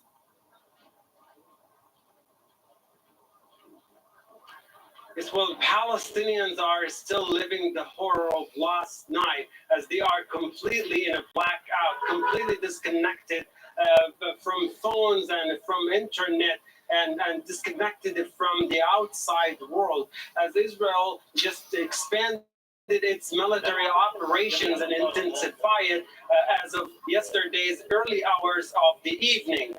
The Israeli army started massive airstrikes starting in the northern part of the Gaza Strip by air and by land and by sea to the northern western side of the coastline of the city of Beit Lahia and to the southern eastern side of the city of Beit Hanun and the eastern side of two densely populated neighborhoods, namely Tufah, Shijaiya, and including in later hours the Zaytun neighborhood. According to medical sources, Right, I'll be back, guys. Personnel who could not make it to the site of the targeted areas because of the lack of communication, as the entire communication system has been disrupted across the Gaza Strip. Leaving them with the speculations about the sheer amount of damage that has been caused by the bombardment of the northern part of Gaza and Gaza City. The spokesperson of the Israeli army said that this is a new stage of the operations and a change of a strategy, keeping the entire area under heavy power, creating fire belts around designated areas in preparation for special forces to advance in the coming hours. Okay, that's the latest situation there from within Gaza. Let's move on now. The World Health Organization says it's unable to reach its staff and health facilities in Gaza. In a statement, its chief says evacuation of patients is not possible under such circumstances, nor even to find shelter. The blackout is also making it impossible for ambulances to reach the injured. We're still out of touch with our staff and health facilities, and he said, I'm worried about their safety. Well, the Israeli military says it's expanded its ground operation in Gaza overnight. Let's go to Sarah Harrod, who's live for us in occupied East Jerusalem. Sarah, just tell us more about what the Israeli army has been saying.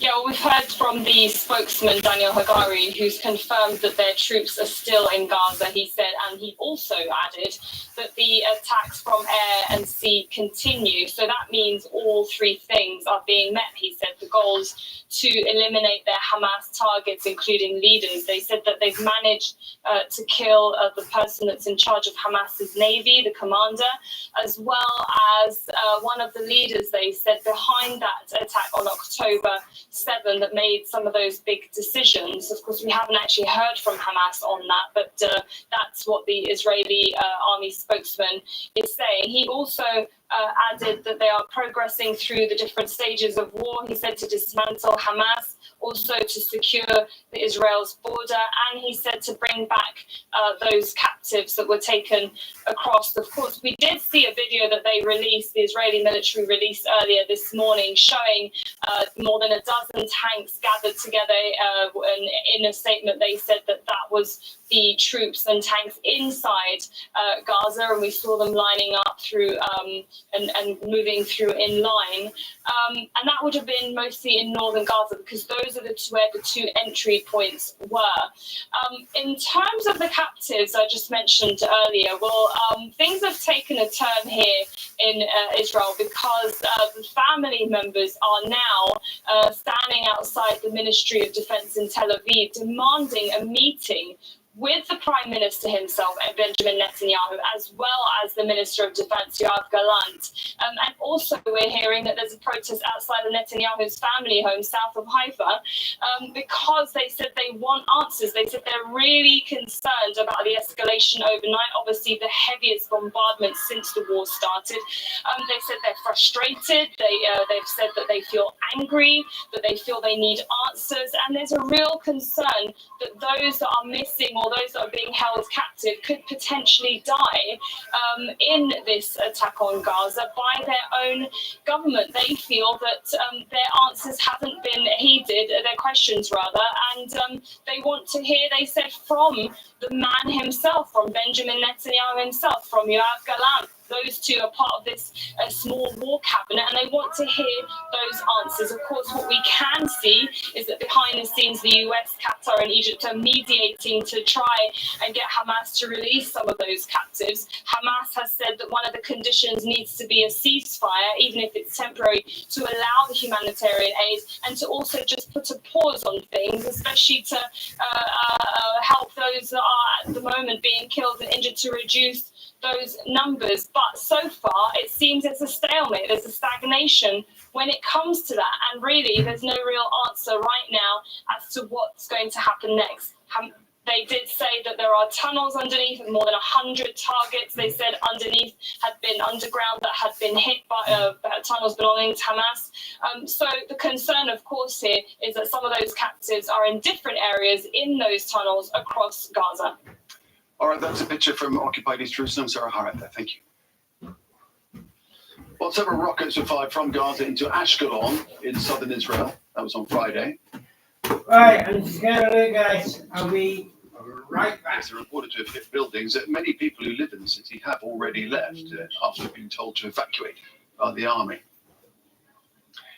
The war, of course, being felt right across the region. Let's go to the occupied West Bank now. Imran Khan is standing by for us there at the Jalazon refugee camp. Imran, what's happening?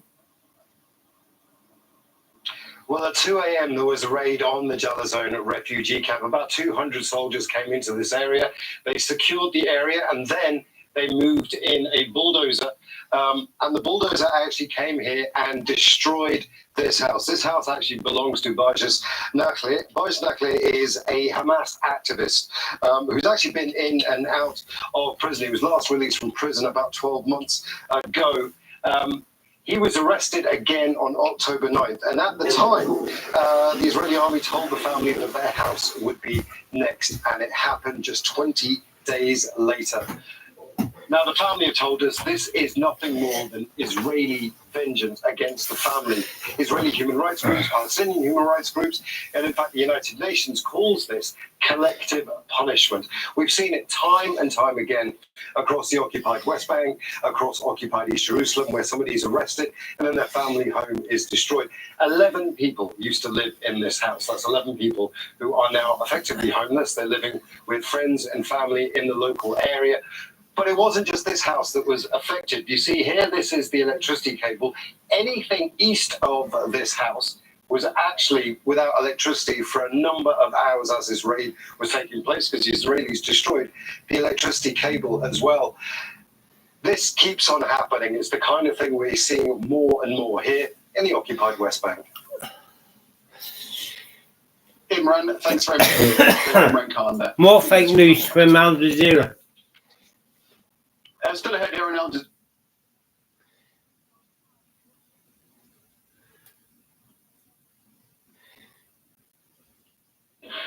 But we must be alive.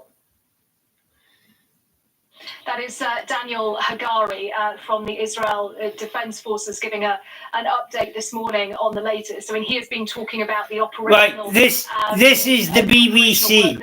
Notice the difference in reporting.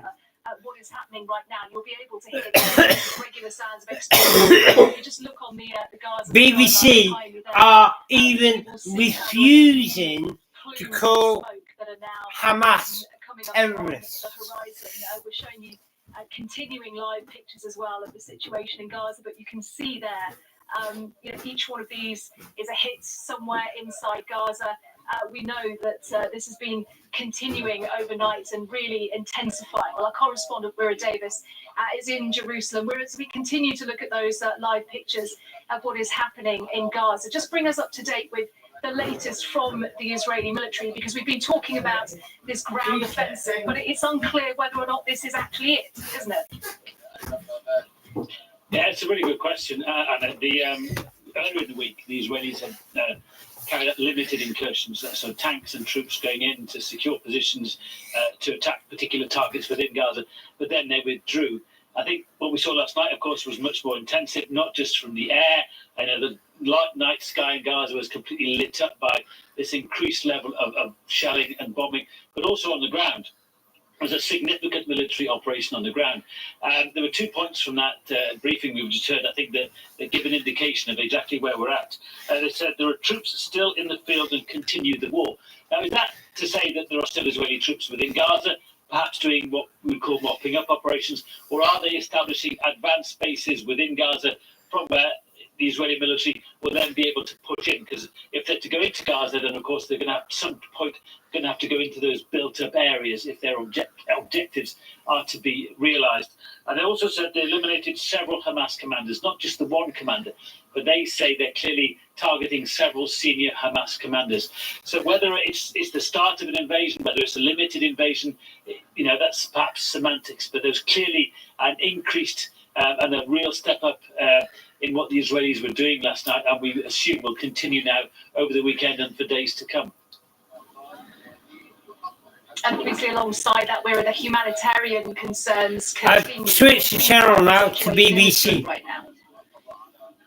I'm sick of we're starting to get news Al out of Jazeera's lies. It was very difficult to get an indication of the damage that huge bombardment was having, but we've heard from Rushdie down in Khan Yunis. Remember, Khan Yunis is in the southern part of Gaza. This is the area towards which Israelis had ordered over 1 million Palestinians to flee, because most of their targeting has been in the northern part of the strip around Gaza City. So this area in the south, around Khan Yunis, around Rafah, were areas where Palestinians should have felt relatively safe.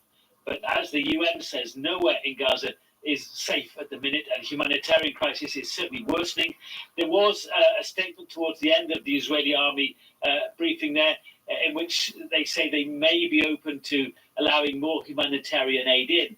That certainly won't at this stage be the fuel the UN says it needs, the fuel to allow hospitals to continue operating as normal, to allow the water desalination plant to work as normal.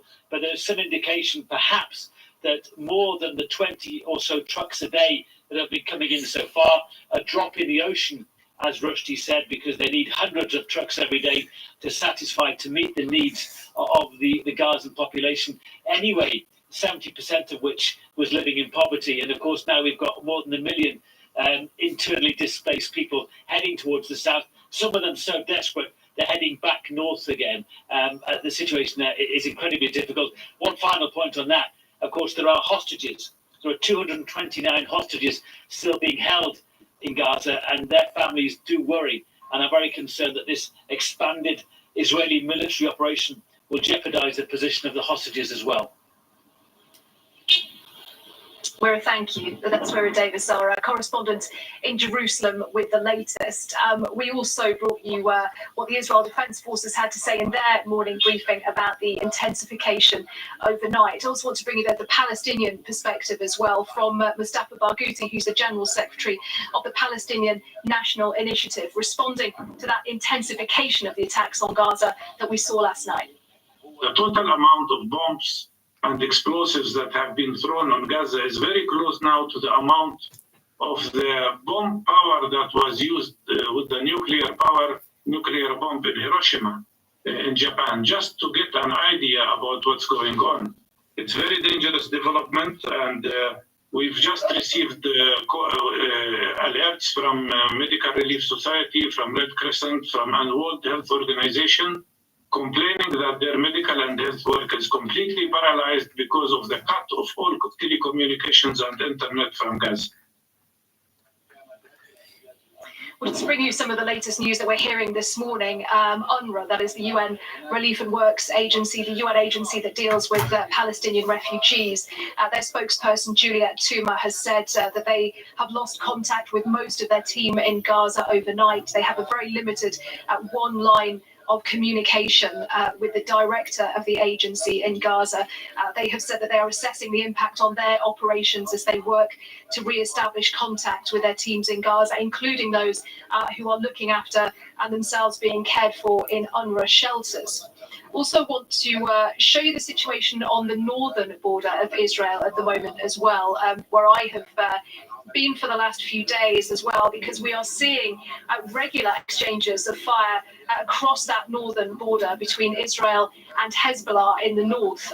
We're just hearing in the last hour or so, the Israeli military says that it has stopped a surface-to-air missile fired from Lebanon, one of its drones, and it's responded by striking the launch site. Now, this is something that is happening regularly every day throughout the day. We are seeing exchanges of fire between Hezbollah, one of Hamas's allies, backed by Iran, like Hamas, a proscribed terrorist organization. We are seeing them regularly attacking along the length of the border, and we are seeing Israel responding again. Many tens of thousands of civilians have been removed from that northern border amid fears that this conflict could grow and a new front could open in the north, which would draw in the wider Middle East.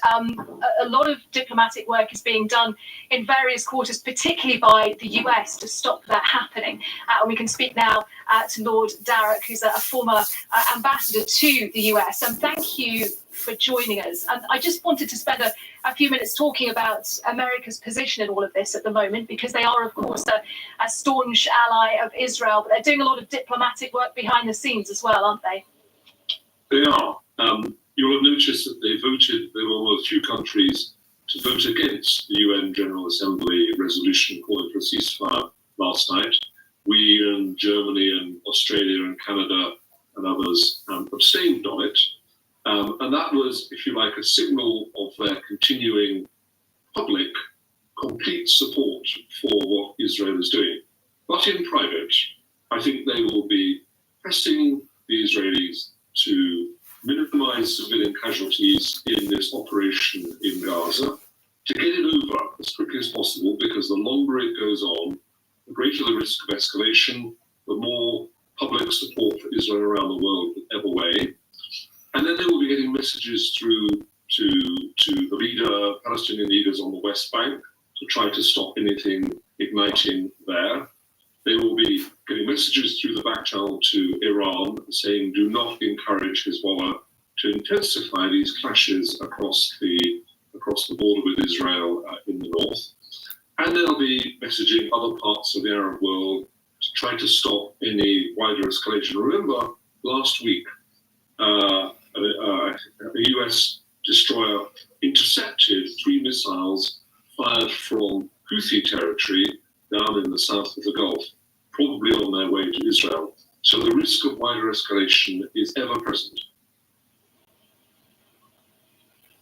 How difficult do you think the job that the US is doing diplomatically is at the moment? Because, of course, you have an Israeli government that has been going through a difficult time domestically. Now, a lot of people I've spoken to here say that those divisions have been put to one side for now. But nonetheless, you have an Israeli government that is really trying to appeal to its domestic public who want to see some sort of reaction to what has happened here in Israel 3 weeks ago. So how delicate do you think the job that the US is doing balancing that actually is? I think it's a very delicate balancing act. As you say, the Israeli public are traumatized by what was the largest killing of Israeli citizens on a single day since the foundation of Israel. So this was Israel's 9/11. Don't underestimate the impact of that. I think Prime Minister Netanyahu will be under huge pressure. He was Mr. Security. He promised the Israeli people that he would keep them safe, that he could contain the Palestinian issue, especially contain Gaza. And that policy has blown up. So he's under huge amount of pressure, and there may be a reckoning for him further down the track.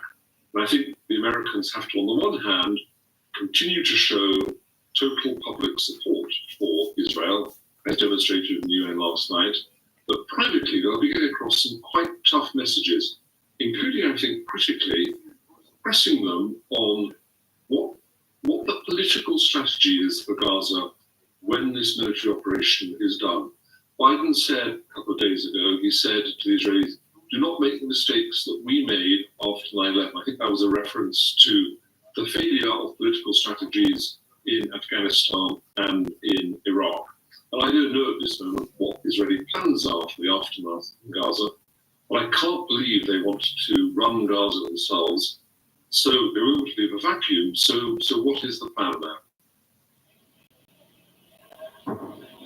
Lord Darroch, thank you for joining us on BBC News, former British ambassador to the US, just reflecting really on a lot of the diplomatic work that is going on in the background as well, not just by the US, but by countries in the region as well. We heard yesterday, as recently as yesterday, that Qatar, who have significant diplomatic sway here in the Middle East, have been working to try and secure a larger hostage release. So far, we've only seen the release of 4 of the more than 200 Israeli hostages who are being held inside Gaza. Don't forget, they are a very big concern when we see and hear, as you can, the military operation that is going on in Gaza at the moment.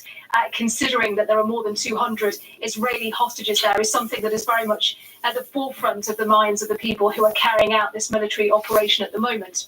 The Qataris, we heard, were perhaps close to a breakthrough when it came to actually securing hostage release, but it doesn't look like that is the case just at the moment. Certainly that was, even as recently as 24 hours ago, that was very much what was being talked about. But it seems at the moment, there's been all this talk of humanitarian pauses, what you can hear and what you can see, and we're continuing to show you these live shots from southern Israel towards Gaza. The idea of a humanitarian pause looks and sounds a very long way away from what we're seeing on the ground here at the moment. So just to remind you, of course, we're keeping you right up to date with this story with our correspondents across Israel and across the region as well. And of course, if you want to keep up to date with everything that's happening, if you have a look at the BBC News website and the live page, which is being constantly updated on there, and the latest lines and the latest information on this ongoing war between southern Israel and Hamas. You're live with BBC News. There you go. It's a story we've heard many times. With this information attributed possible in a short amount of time as possible to enact revenge and trying to smithereens without their babies being bombed to bits. He did not. Really could be yours. This is your very last chance to enter the Omaze £1 Million House Draw Scotland, supporting breast cancer now. Enter all this weekend, and you could win this house in Gleneagles, just over an hour from Edinburgh, plus a staggering £100,000 cash. But you must. And they're deciding. Calling for humanitarian truce between Israelis and Palestinians. And at almost exactly the same moment, Israel began some of its most intense bombardments of Gaza. It's unclear if Israel timed that and the subsequent blackout of Gaza to coincide with the UN meeting. At that meeting, an amendment sponsored by Canada and the US that would have added language condemning Hamas Draft resolution. But the 193-member General Assembly passed the main resolution Is adopted. Authored by Jordan and the Arab group, it calls for an immediate truce, release of all civilians, and an uninhibited flow of humanitarian supplies into Gaza. The US was the only major world power that voted against it. But even with the overwhelming support, it's unlikely the resolution will mean an end to the war. Resolutions adopted in the General Assembly are non-binding, meaning that Israel can just ignore it without many repercussions, as they've done in the past. Nevertheless, the Palestinian ambassador spoke after the vote was taken, and he said Israel should be held accountable because the world has spoken.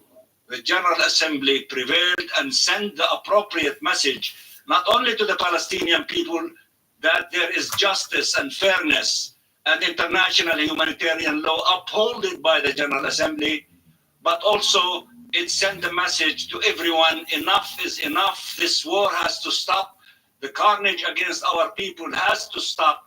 3 weeks into the conflict, and finally the UN has spoken. A clear signal. The majority of the world wants the bombardment of Gaza to end.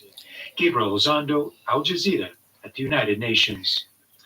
On Friday, a team of doctors entered Gaza through the Rafah crossing on the border with Egypt. The medics from the Red Cross, they're expected to support relief operations, and trucks are delivering medicine, food and water. The UN and Red Cross are also appealing for fuel to be delivered immediately.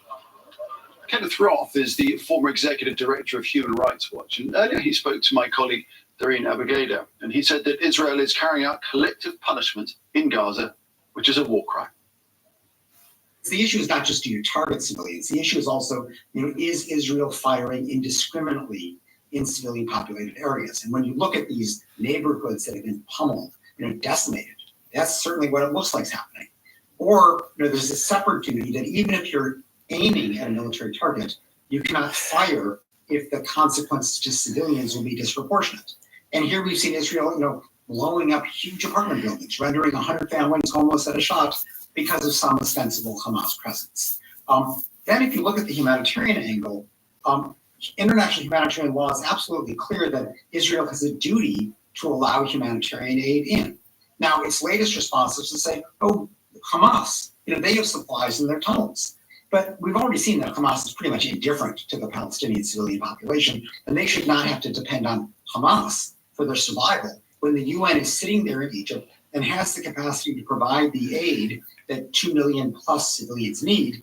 Israel is wrong to be blocking that, and they allow this little drip, drip, drip in, which is barely making a difference, and they still are not allowing in water, electricity, the fuel needed for the generators in the hospital.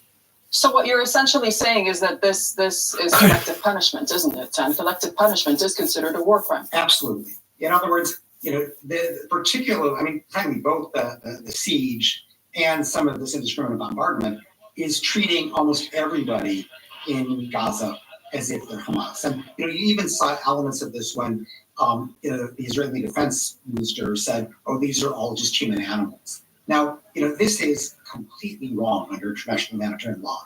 And personally, it doesn't matter whether somebody, once voted for Hamas, Right. It's been 16 If these have got blood on them, population is kids. those people weren't dead before they were wrapped These up. are civilians, and unless they take up arms, they cannot be targeted.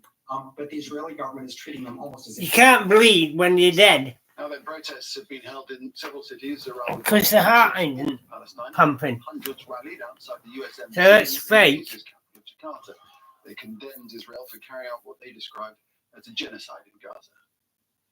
In New Zealand's capital of Wellington, thousands of protesters marched to Parliament to call for a ceasefire. Many carried Palestinian flags and placards in support of Gaza. Hundreds of activists have staged a sit-in in New York's Grand Central Station. Yes, the group Jewish Voice for Peace is calling for an immediate ceasefire in Gaza before it describes as the imminent Palestinian to be prevented. That's it from me, Nick Clark. Tom McRae will be here in half an hour more.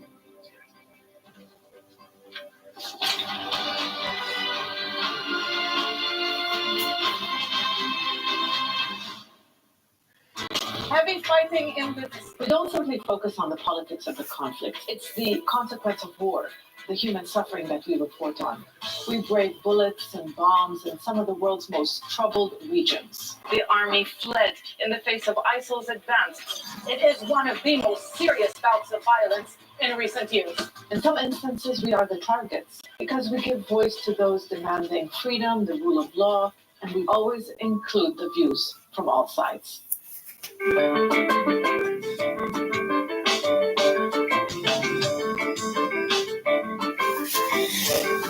I'll be back.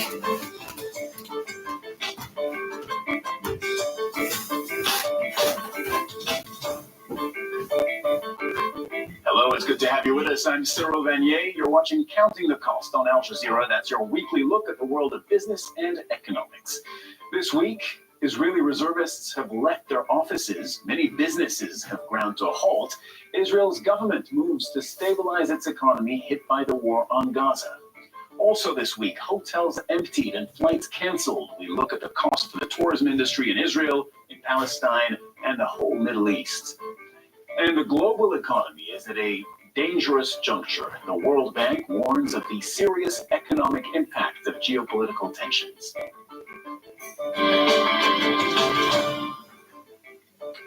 Known as the nation for startups, Israel's almost $500 billion economy is one of the most developed in the Middle East, in spite of its decades-long conflict with the Palestinians. The country has low debt, a current account surplus, and high foreign exchange reserves. Now, as Israel's military offensive escalates, the war on Gaza is hitting the economy hard and putting its resilience to the test. Here's how the economy has been affected so far. The currency has lost value against the dollar almost every day, hitting an 8-year low, and bonds tumbled. Economic sectors such as construction and agriculture are at a standstill. A record call-up of military reservists has left businesses short-staffed. The tech industry, which accounts for 18% of Israel's GDP and half of all exports, is particularly hard hit. Consumer spending is way down. Israelis are spending much less, except on food, and tax revenues are falling. Operations at several Israeli ports close to Gaza have been disrupted, and production at a major offshore gas field has stopped. U.S. oil giant Chevron estimates that the Tamar field provides 70% of Israel's energy needs for power generation. Now, the Bank of Israel says that even if the war remains contained to Gaza, economic growth, which was forecast to hit 3% this year, will slow to 2.3% in 2023.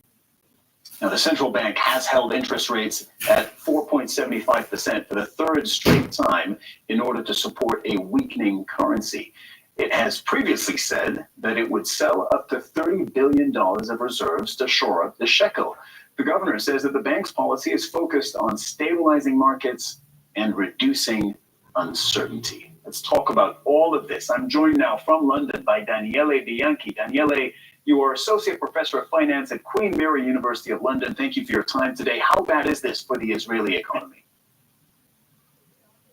Thanks for having me. Just yesterday, the finance minister put up some estimates of the net cost of the war so far, and the estimates are roughly 250 million per day.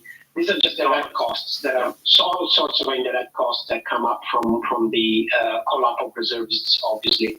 How bad do you expect it might get? Because we were just making the point that consumers aren't spending right now, except for food. Consumption on food is up. But consumption is half of the Israeli economy, domestic consumption. Do you think a recession might happen? That's a very good point. In fact, consumption is about half of the economic activity, and it all depends on how long it lasts and what is going to be the repercussions for households and firms. It's complicated to give a precise estimate. I'm not expecting a recession, but it all depends on how long it lasts. What are the major indicators that you're watching? Well, certainly labor supply, exchange rates, interest rates, all of those things are interlinked, provided that the conflict remains confined to Israel, Gaza, and doesn't want to spread to other regions or to the Israel territory proper. Right, and that's a big if. What's the risk to the shekel, the Israeli currency? Well, we've seen, as you said, a large depreciation of the shekel. That basically spells inflation, which is one of the reasons why interest rates have kept constant. It's a small open economy, Israel, so it's entirely dependent on how the shekel fluctuates vis-a-vis, for instance, the US dollar or the euro. So it could be problematic if the shekel keeps depreciating in the coming days and weeks and months. Do you expect that the central bank is going to have to sell more reserves to shore up the currency? I wouldn't be surprised. Again, it depends on how long it lasts.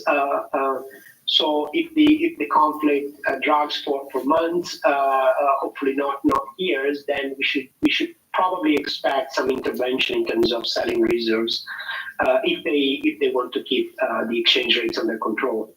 About government intervention, Daniele, I want to ask you about that. The government is rolling out a massive wartime stimulus program to support people and businesses in Israel. That includes grants, state-backed loans to companies, and financial assistance for workers. Banks and credit card companies are allowing repayment deferrals, but all this extra spending is going to increase the budget deficit and ultimately public debt. 3 credit rating agencies warned that Israel's creditworthiness could be downgraded. Okay, Daniele, back to you. Perhaps since we just mentioned that the downgrading of Israel's credit. Israel's credit has already been downgraded. Downgraded Israel. Now the finance minister says that's alarmist, and he has blown this off. How significant do you think that is? Should Israel care about that? Well, Israel is a relatively healthy situation when it comes to the debt to GDP ratio, which stands at roughly 60%. But it's a matter of outlook, not necessarily the stock of the debt, but how the finances we deteriorate moving forward. So again, it all depends on how widespread is the conflict, and it's hard to say what is going to be the effect on the budget. In the short term, it's significant, but in the long term, could be even more significant. Hence, the downgrade of the outlook from rating agencies. And the government stimulus package, which, by the way, is estimated to be bigger, more important than what the government had to do during the pandemic to shore up the economy. Do you think that's enough to mitigate the dangers to the economy? Well, there is certainly a psychological effect on households and firms, which cut spending. There is certainly the productivity effect due to calling up reservists. So there is lots of things that are interlinked. It's hard to say if the stimulus is enough, but obviously they have to do something to kind of calm down households and firms and markets. But it's hard to say if it's going to be enough. Again, it all depends on how widespread the conflict would be, if any, in the coming months. Hopefully not. Talk to us about the scenarios for Israel's economy. Israel has said that there is no limit to how much it is going to spend, on its war effort. But what does that mean? The conflict widespread to the rest if this war goes on for any length of time, people will stop working. Because they'll say, right, I'm not working to pay tax to go to killing women and children. So they'll stop working. Because this is why so many companies are going under. Well, why now? Because people are saying, no, sorry, we're not working to pay tax to fund wars. No, we're not doing it anymore. When we work, pay taxes, so when we need help, we'll get it. But we're not getting help now. People are losing their jobs and they're being told, no, you can't get universal credit because you've earned too much money in the last 6 months. So we're not going to pay you. Then I say, okay, then that's fine. I won't go back to work and I'll just starve in the streets. Palestinians in Gaza and the occupied West Bank is Nonsense. much worse. Gaza is running out of food, water, medicine, and fuel due to a total blockade by Israel. Hospitals are struggling to keep generators running. Even when I was in America, I got made redundant because the company I was working for filed bankruptcy, and even I got welfare support in America for 24 weeks as a legal alien, a permission to work, and I got aid for 24 weeks, took that money and set up my own business, and then I got sick and I came back to the UK. Landmarks in Jerusalem and Bethlehem, as well as beaches in Tel Aviv, were bustling with tourists. So was the UNESCO heritage site in Jericho, a city in the occupied West Bank.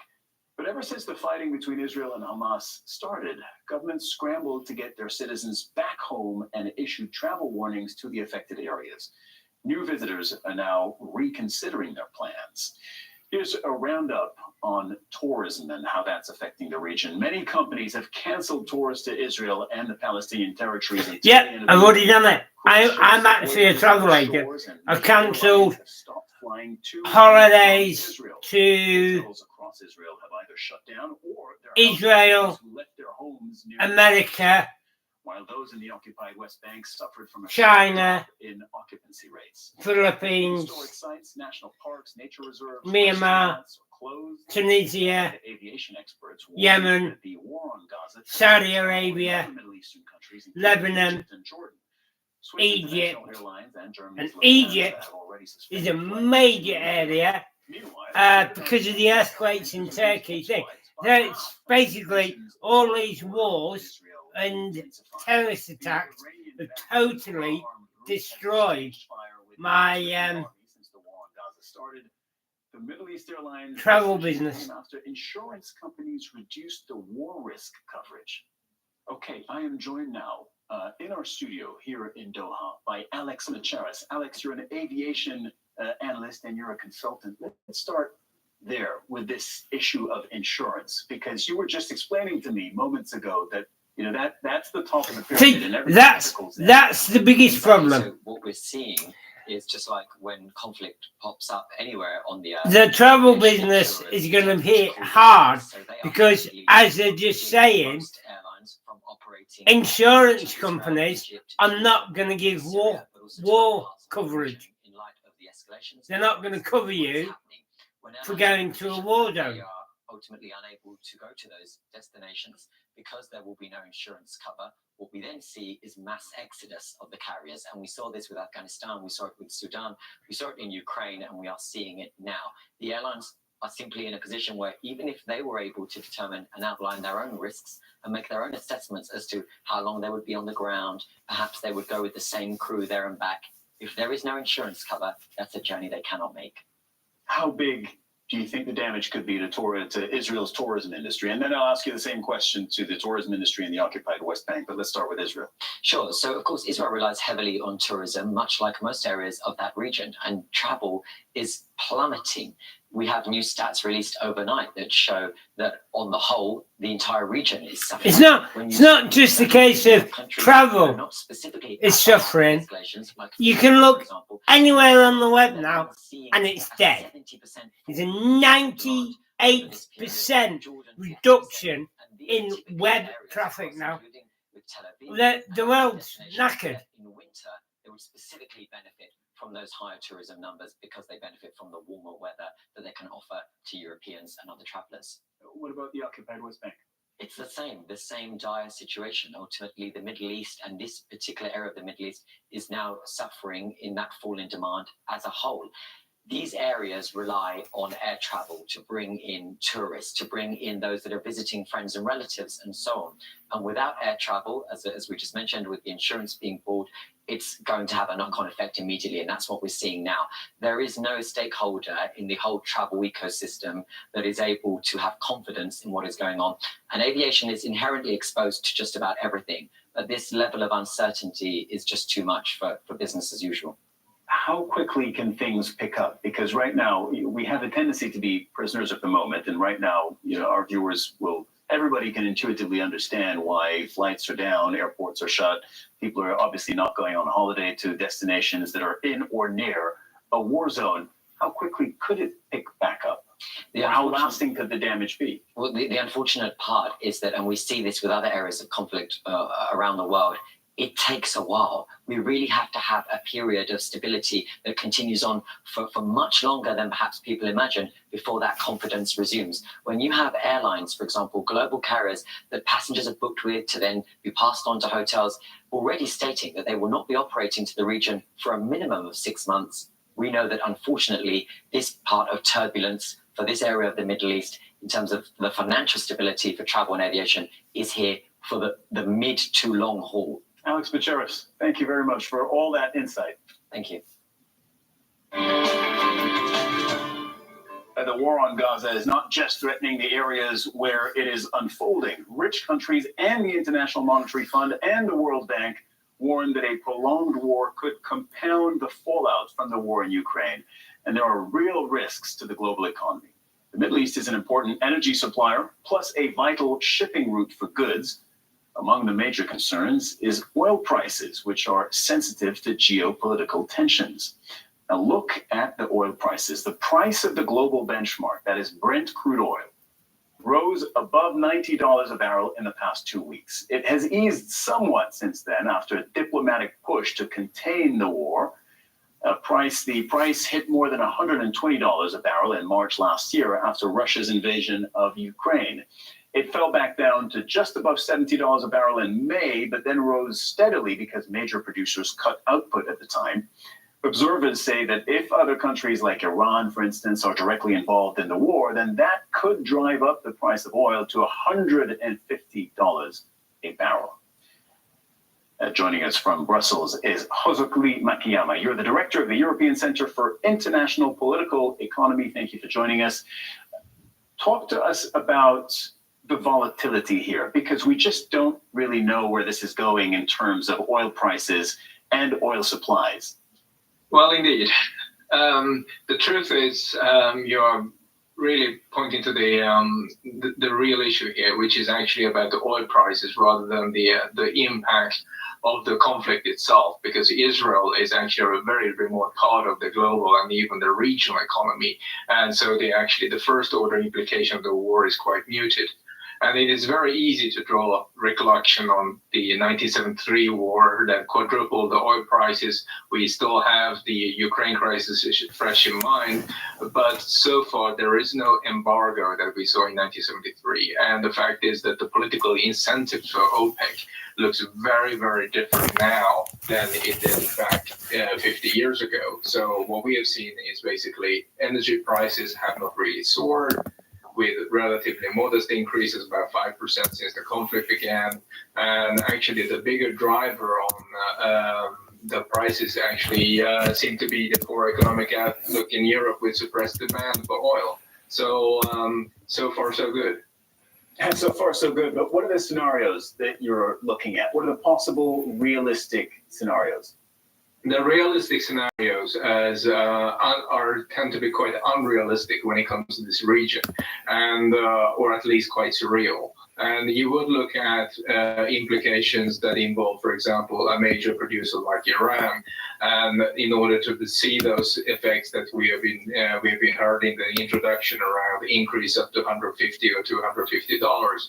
And even under these circumstances, we have to remember actually that the impact on global macro will be much less on today than in the 1970s, simply because of the fact that the global dependency of oil has actually halved in the last 50 years. And also the cartel, OPEC and OPEC Plus, is actually quite split in terms of how you are responding to this crisis. And if you, for example, look at Qatar, that has really taken that up and opened up the taps since the war began in Ukraine. And now we are also hearing from the United States that it might actually open up its strategic reserves. So diversification over the last 5 decades seems to have actually done a little bit of the trick, at least. And we are looking at a very different scenario. Potentially Lebanon and even Iran getting involved. And there are a lot of Iran getting involved. Iran are already involved. Okay, Jose, hold on, because I need to give our viewers a quick reminder of why we talk about the oil prices so much, why they're so important. Because when the price of oil goes up, the cost of almost everything, transport, consumer goods, food, not to mention energy bills, the price of all those things goes up. For the past 18 months, central banks have been trying to rein in inflation and keep prices contained. And the U.S. Federal Reserve has been leading that effort. And in its latest report on financial stability, the Fed said escalation of these conflicts or a worsening in other geopolitical tensions could reduce economic activity and boost inflation worldwide, particularly in the event of prolonged disruptions to supply chains and interruptions in production. The U.S. Fed has recently paused interest rate hikes as inflation was showing signs of cooling. Major central banks are worried that high rates could significantly slow economic activity and tip economies into a recession. The IMF warned of weak global growth at 3% in 2023 and slightly less in 2024. That is well below the historical average. And the World Trade Organization says that a widening war would have a big impact on fragile global commercial flows. Jose, back to you. There's a massive question here around inflation, global prices, cost of living. You know, it's something we've been covering a lot, of course, cost of living, which rose sharply after the war in Ukraine started. And a lot of our viewers will be listening to this conversation and thinking, well, could we see something like that happen again as a ripple effect of the Gaza war? Well, that's my point. The importance of oil has, as a part of the global energy supply, has actually halved. And given the diversity of other sources that has come up since the 1970s. Yes, indeed, we are already in a recession. But if we start in the end of trade, Israel is actually quite a remote part of the global economic system. And there are quite few supply chain, well, there are only few supply chain dependencies that we are looking at when it comes to Israel. And for example, things like diamond. There are some semiconductors in Israel as well, but that's mostly in design rather than fabrication. Okay. So the supply chain effect is actually quite limited. And this comes back to the point that unless you see a regionalization of this conflict with other players getting involved, this is economically a containable problem. We don't have a dependency, for example, for food production that we had, for example, in the case of Ukraine that supplied a lot of the World Food Program, who was also a major exporter of grains and iron ore. And therefore, we are exclusively looking at disruption on the supplies of oil, first and foremost.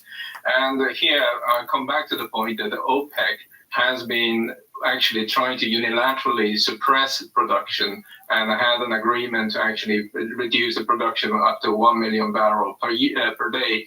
And simply because of the fact that the prices are actually not increasing in the amount that it would like to be. And I remind also the viewers that in the OPEC constellation, there's also a configuration that involves more players, for example, like Russia, which is called OPEC Plus, who has been rather unsatisfied with the price, the global prices over the last 12 months, and who has actually agreed to unilaterally suppress production already in the summer. So what we are seeing now is actually relatively minor corrections or movements in the prices. It is indeed true that 2024 is going to be a very, very difficult year, and not least given the U.S. elections coming up, and we have let's say a sensitivity around increasing prices. But so far, especially compared to the Ukraine crisis, this has been something that can be kept on track and hasn't actually spilled over to the other parts of the regions. And how much does all of that analysis change if then the conflict does escalate? Well, then we are looking at a completely different game altogether, of course, and that's something that I guess that a lot of people are looking into, whether Hezbollah actually have an incentive to get involved, and if they do, does Iran actually have the incentive to continue support to the extent that it would actually tamper with the oil? And now I remind everyone that Iran and the US are in the midst of negotiation for releasing hostages against frozen funds that Iran has in South Korea. And as a former government negotiator myself, I mean, I tend to think that to keep talking about some kind of a trade-off, like hostages on funds, has the best de-escalation effect on any kind of a war. And the fact that people are actually negotiating bilaterally on even in a completely unrelated areas makes a completely different image and a completely different picture in terms of what we are looking to. And final point here that we need to look at is that one of the biggest buyers is actually China. And that basically means that a lot of these flows may actually continue, even in the case that there would be an embargo against the West. So there is a price stabilization effect if the trade between the Gulf and China actually continues to happen. Hozukli Makiyama, Director of the European Center for International Political Economy. Thank you so much for joining us on the program today. Thank you. And that is our show for this week. Do get in touch with us on X, formerly known as Twitter. @Vanier Cyril is my handle. Do use the hashtag AJCTC when you do, or drop us an email. countingthecost@aljazeera.net. That's the email address. But there's more for you online at aljazeera.com/CTC. That will take you straight to our page, which has individual reports, links, and entire episodes for you to catch up on. That's it for this edition of Counting the Cost. I'm Cyril Vanier from the whole team here in Doha. Thank you for joining us. The news on Al Jazeera. Now you understand why all your websites have crashed, why the internet's crashed, why there's no jobs in the high street. We're screwed. This is why it's very important that you guys start helping each other. Not just me, but each other. I can create jobs, but I can't do it alone. I need public support. Without public support, the world will crash. We will burn, and we will die.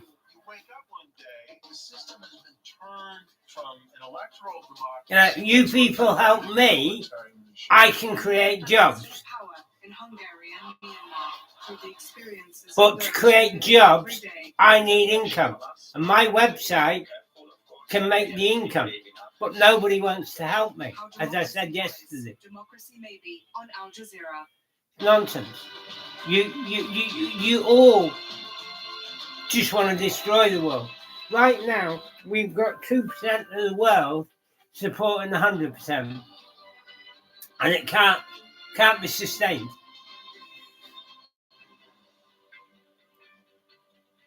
I'm Tom McRae. This is the News Hour live from Doha. Coming up in the next 60 minutes, Israeli ground troops battle Hamas fighters after carrying out the heaviest strikes on the northern Gaza Strip. The UN and other aid agencies use contact. I need to cook food now for lunch, but I can't afford the electric. The UN General Assembly overwhelmingly passes a resolution calling for a durable humanitarian truce, despite US objections. Protests in Israel, where families of those held captive by Hamas are demanding a government explanation on the offensive on Gaza.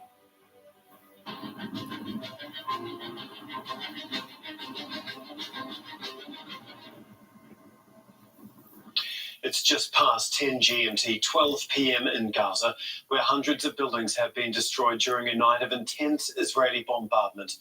Residential areas in the north and centre have been hit in the heaviest strikes since the start of the war 3 weeks ago.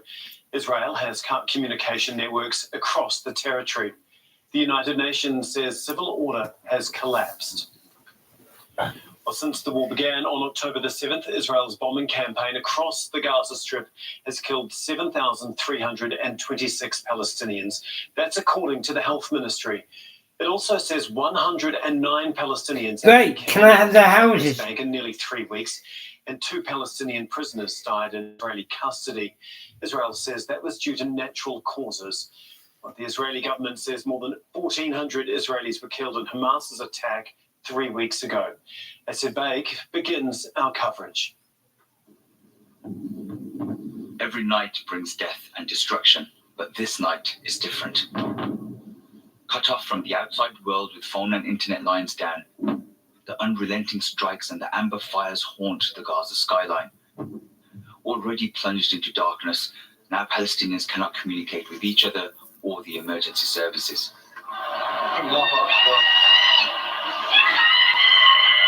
Their calls for help go unanswered.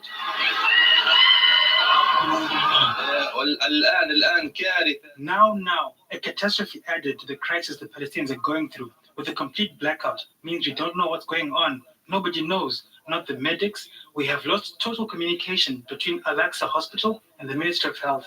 We call on the world for a quick solution to intervene and stop this massacre.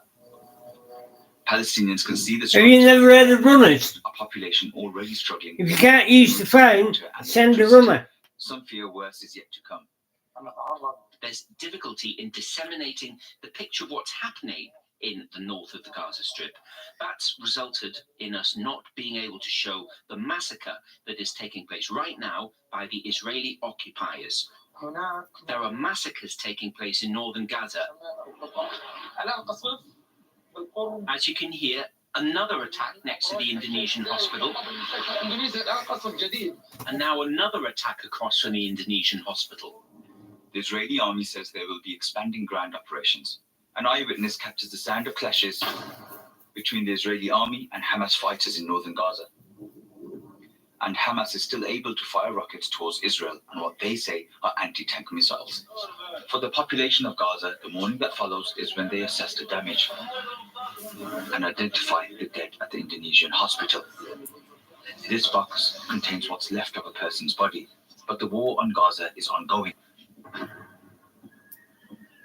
As a heavy fog hung over the strip, the sound of fighting could still be heard. Asad Beg, Al Jazeera.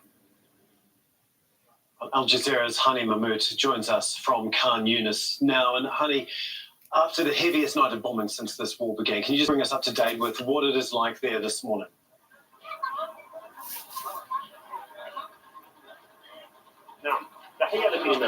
Yes, Tom. Well, Palestinians are still living the horror of last night. Mass bombardment by air, land, and by sea, just obliterating the northern part of the Gaza Strip and Gaza City. Unfortunately, because of this, we get disconnected with that Land Rover was one of the aid convoys that got in yesterday.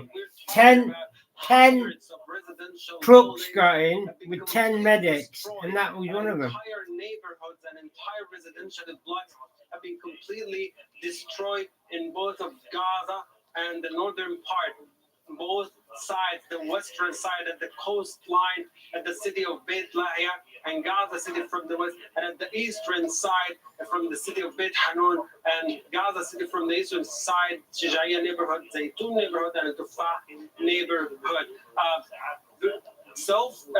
Civil defense personnel could not get to the targeted sites as of last night, given that there was no communication whatsoever, and because of the intensity of the bombardment, leaving us with speculation that could be hundreds of people have been killed, in addition to a large number of casualties. What we learned this about an hour ago, a 42 member of one family in Shati refugee camp have been killed, all of them as a result of the airstrikes and the heavy bombardment of last night. All 42 members belong to one family, Al-Ghul family, and were brought about an hour ago to a Shifa hospital complex.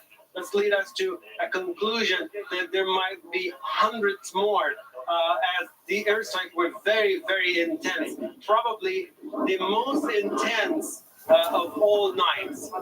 Honey, you touched on it very briefly there. As you can see, this is a barrage of rockets fired from Gaza into the settlements and into the towns around the borders in Israel. Just a barrage of rockets fired, and I'm not sure if you can see that from the frame, but there are at least 4 or 5 rockets fired from Gaza. Okay, thank you for that, honey. We couldn't quite see what you were talking about, but we could definitely hear that. You touched on it very briefly just before. The communications, power and internet has been cut off by Israel. You mentioned how it had impacted civil... It hasn't been cut off at all by Israel. Trying to stay in communication with family and friends.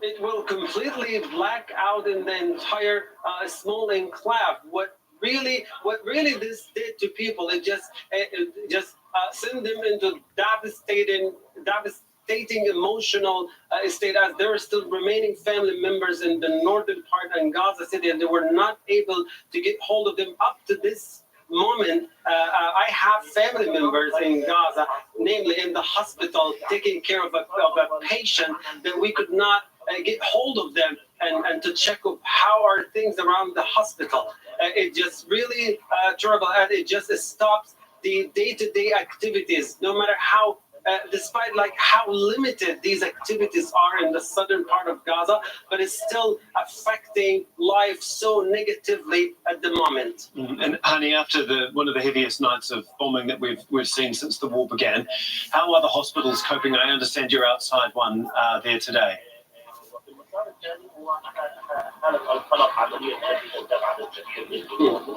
Well, the situation in the hospitals are still very, very difficult. And we thought there was another truck coming up, as these were the hopes of the doctors at Nasser's hospital. But one truck just pulled in yesterday. Right, they've got no fuel. So, as you just seen, Red Cross ambulance just arrived. Why can't they siphon the fuel out of the thing? Right, they're now pushing a motorbike into the hospital to fill it with fuel. So they've got fuel. Why is that guy got? No, he hasn't. I thought that guy had a rifle then. The shortage of medical supplies. Fuel is not available. One power generator. Right. All these vehicles. Where's the fuel in them? Siphon the fuel out of them. Put it in ambulances. Put it in generators. Bull, they haven't got any fuel. Right. All these vehicles have got batteries. That's your power. 22 days ago, hundreds of buildings in Gaza have been destroyed. Homes, schools, hospitals have all been hit. Rescue teams have spent days desperately combing through rubble, trying to save survivors and recovering bodies. Hundreds, including many children, are believed to be trapped under buildings right across the strip. Well, the World Health Organization says it is unable to reach its staff and health facilities in Gaza. In a statement, its chief says... I really don't understand why Al Jazeera has to report so many lies just to make money. Impossible for ambulances to reach the injured. We are still out of touch with our staff and health facilities, and I'm worried about their safety.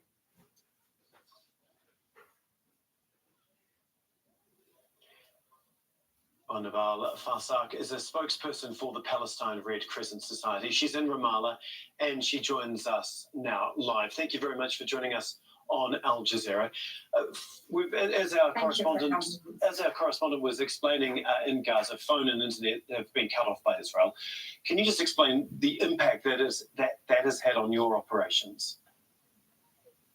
So for over 18 hours up to now, we are unable to communicate with our teams who are working on the ground right now in Gaza, with complete disconnection with our operation room in Gaza, with all of our ambulance centers, emergency medical service centers in Gaza, as well as our hospitals there. We are completely worried about the safety of our team who are right now working on the ground under the intense bombardment that has taken place all over Gaza. So we're talking about complete disconnection, and that means as well that peoples in Gaza, civilians, over 2 million Palestinians there, are unable now to communicate with the ambulance service as well as hospitals. That means our EMS services absolutely are struggling now to reach the wounded people and injured people in a timely manner. I assume they are now hearing the sound of bombardments and try to follow the sounds to arrive the locations and conduct their humanitarian role, try to save as much people as they can, which it's absolutely hinder their work there.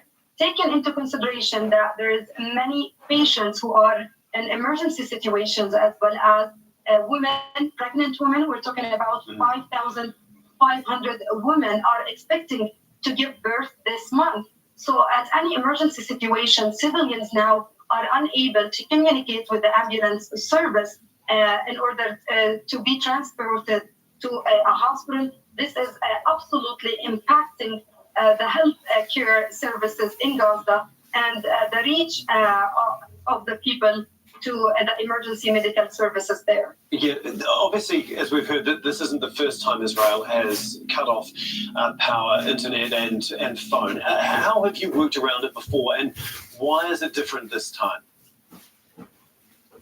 So this time it is completely different because, as I said, we are completely disconnected with all of our teamwork there. Our paramedics, doctors, all of our branches, the paramedic branches and hospitals there. So we are unaware completely of what they are going through.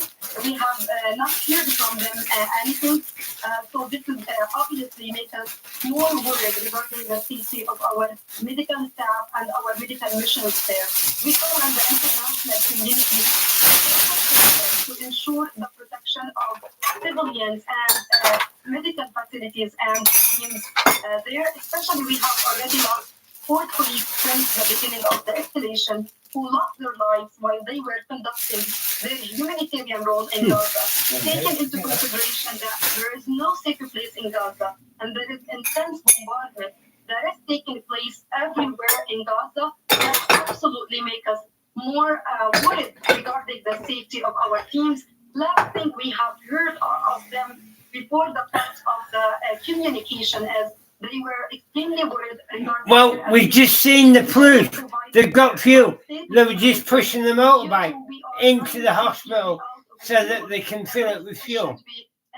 So they're talking nonsense. We will not have enough fuel to run our ambulances or even to continue operating in our 2 hospitals. We have Al-Quds Hospital and why do Asians have to lie so much? To continue operating in those 2 hospitals. Look at Thais, look at Filipinos, look at the Chinese, look at the Indians.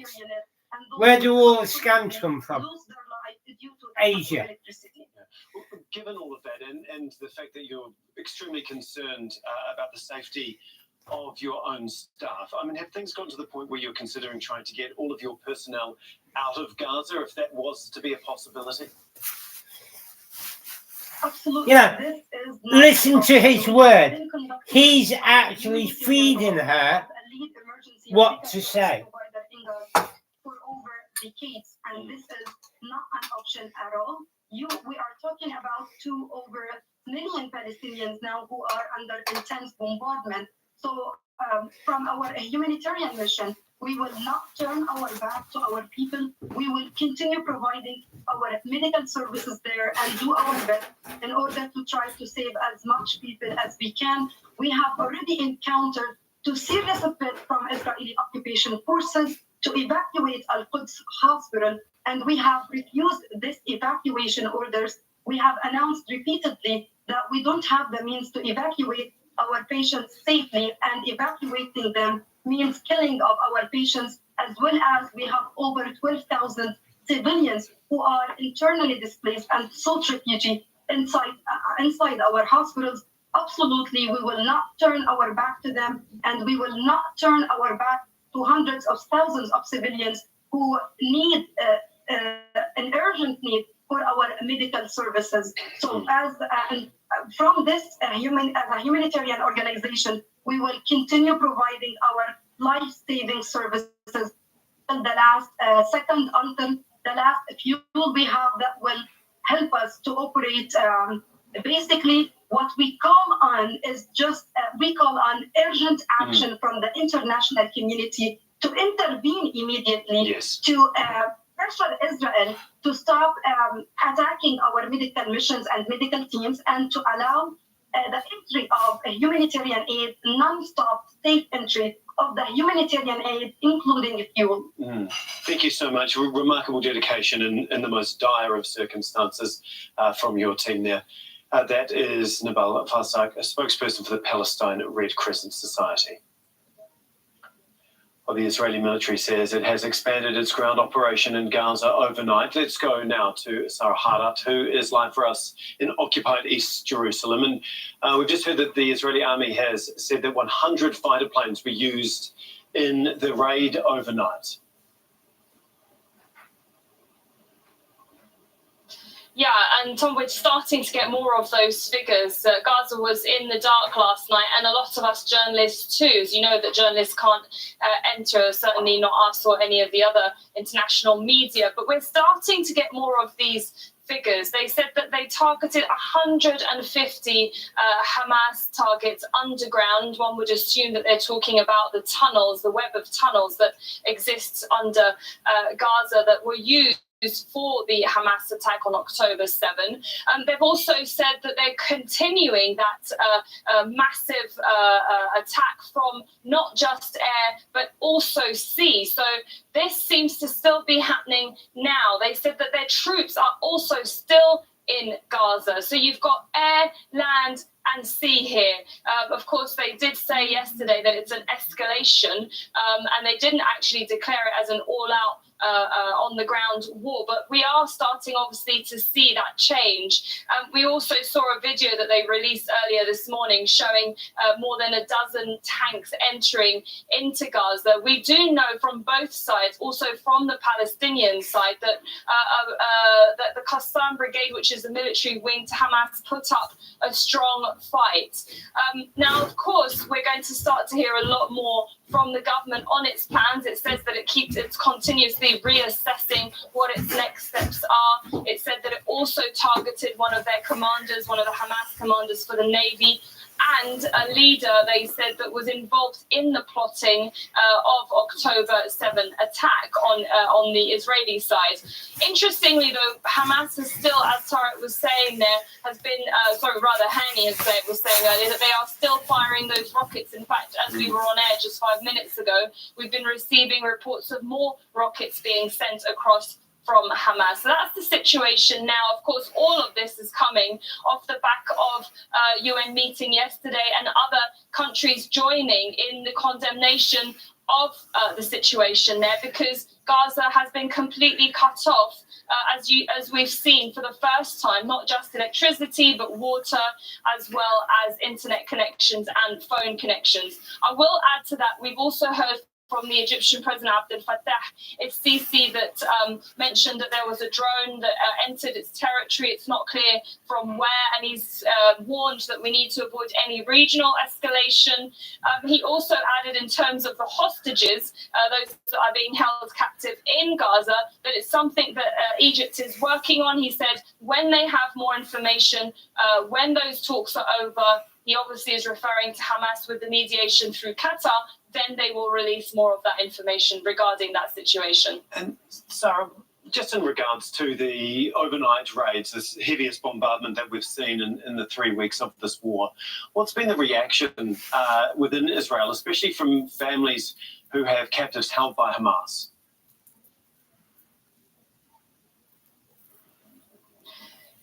Certainly, they are majorly concerned. They are already carrying out a sit-in in Tel Aviv and outside of the military headquarters there. They said that they're demanding for the Prime Minister and the Minister of Defence to come out and speak to them. They want answers. They said if that doesn't happen, they will be protesting, and then they're going to escalate that protest later tonight. We've also heard that some of them were protesting outside of Benjamin Netanyahu's residence, family home south of Haifa, but the police moved them along. We've also spoken ourselves here at Al Jazeera. We spoke to one of the mothers of those that are kidnapped and captive in Gaza, and she told us, she said that last night was hell on earth. She said it's, they've been saying that they feel angry, they feel frustrated, they're incredibly worried for their family members. And the concern, of course, is during this really heavy bombardment that more deaths, more captives will die. Hamas a couple of days ago had said that 50 of those captives have already been killed by those Israeli airstrikes. There's a real concern, a real frustration, a real anger, and the family members, not just of those being held captive, but also missing. There's still a list of missing Israelis, are really concerned, and they said they're prepared to take this to the next level. Yeah, thank you so much for that, Sarah. That is Sarah Haddad for us in occupied East Jerusalem. The war is being felt across the region. Let's go to Imran Khan, who joins us live from the Jerusalem refugee camp in the occupied West Bank. And Imran, can you just explain exactly where you are? It looks like there is a war going on right behind you. That's one way of describing it. It is a war of sorts. It's been going on for a very long time. This is Jerusalem refugee camp where people who fled the Nakba in 1948, the catastrophe that fell upon the Palestinians, actually lived. Some of them actually lived. This house behind me was the home of Barjes Nachli. Now, he was the Hamas activist within the Jerusalem refugee camp. He was arrested October 9th. Then, at 2 a.m., 20 days later, the Israeli army came into this area. They secured the perimeter. They brought in a heavily armored bulldozer, and they destroyed his house. There were at least 11 members of the family that lived here, and those members are all now actually homeless.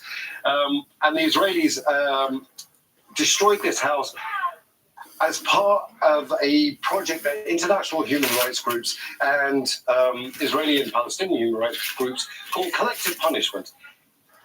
They'll arrest somebody and then they'll destroy that family's home. Now, we've been told that the Hamas activist, Barjes Nachli, didn't even own a gun. He was political in nature. He'd been in and out of prison. He's now back in prison and he's being held without charge. And this is a result for the family. 11 members now completely homeless. And Imran, as we have been saying since this war began, raids have been happening almost on a daily basis, and that continued last night and into this morning as well, didn't it? Before I answer that question, I'm going to bring you up to date with one of the big concerns for people within the occupied West Bank, and that's Israeli settler violence. Just this morning, we've seen a Palestinian man, an olive farmer, tending to his olives. It's olive harvest season right now, who was shot dead by an Israeli settler. Another man has been beaten by an Israeli settler.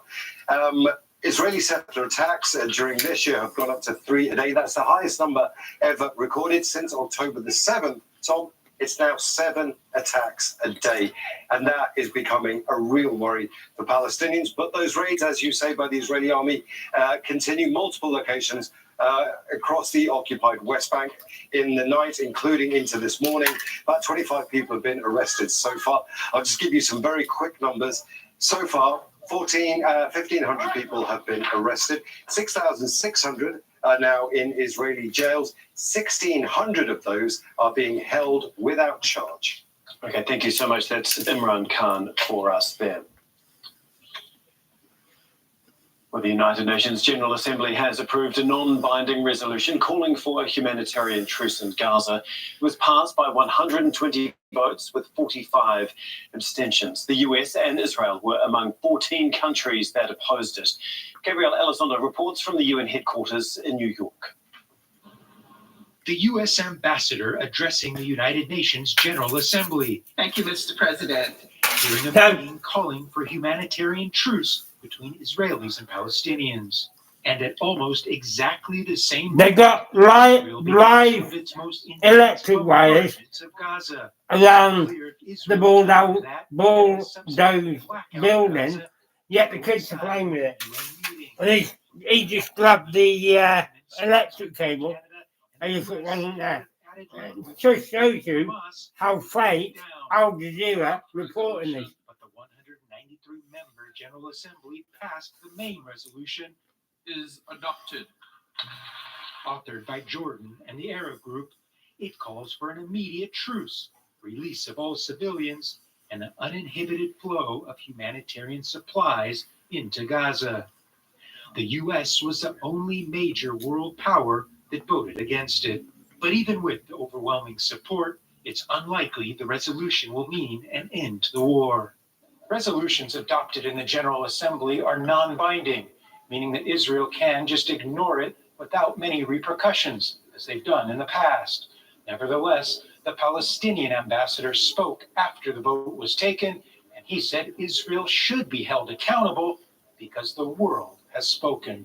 The General Assembly prevailed and sent the appropriate message, not only to the Palestinian people that there is justice and fairness and international humanitarian law upheld by the General Assembly, but also it sent a message to everyone: enough is enough. This war has to stop. The carnage against our people has to stop.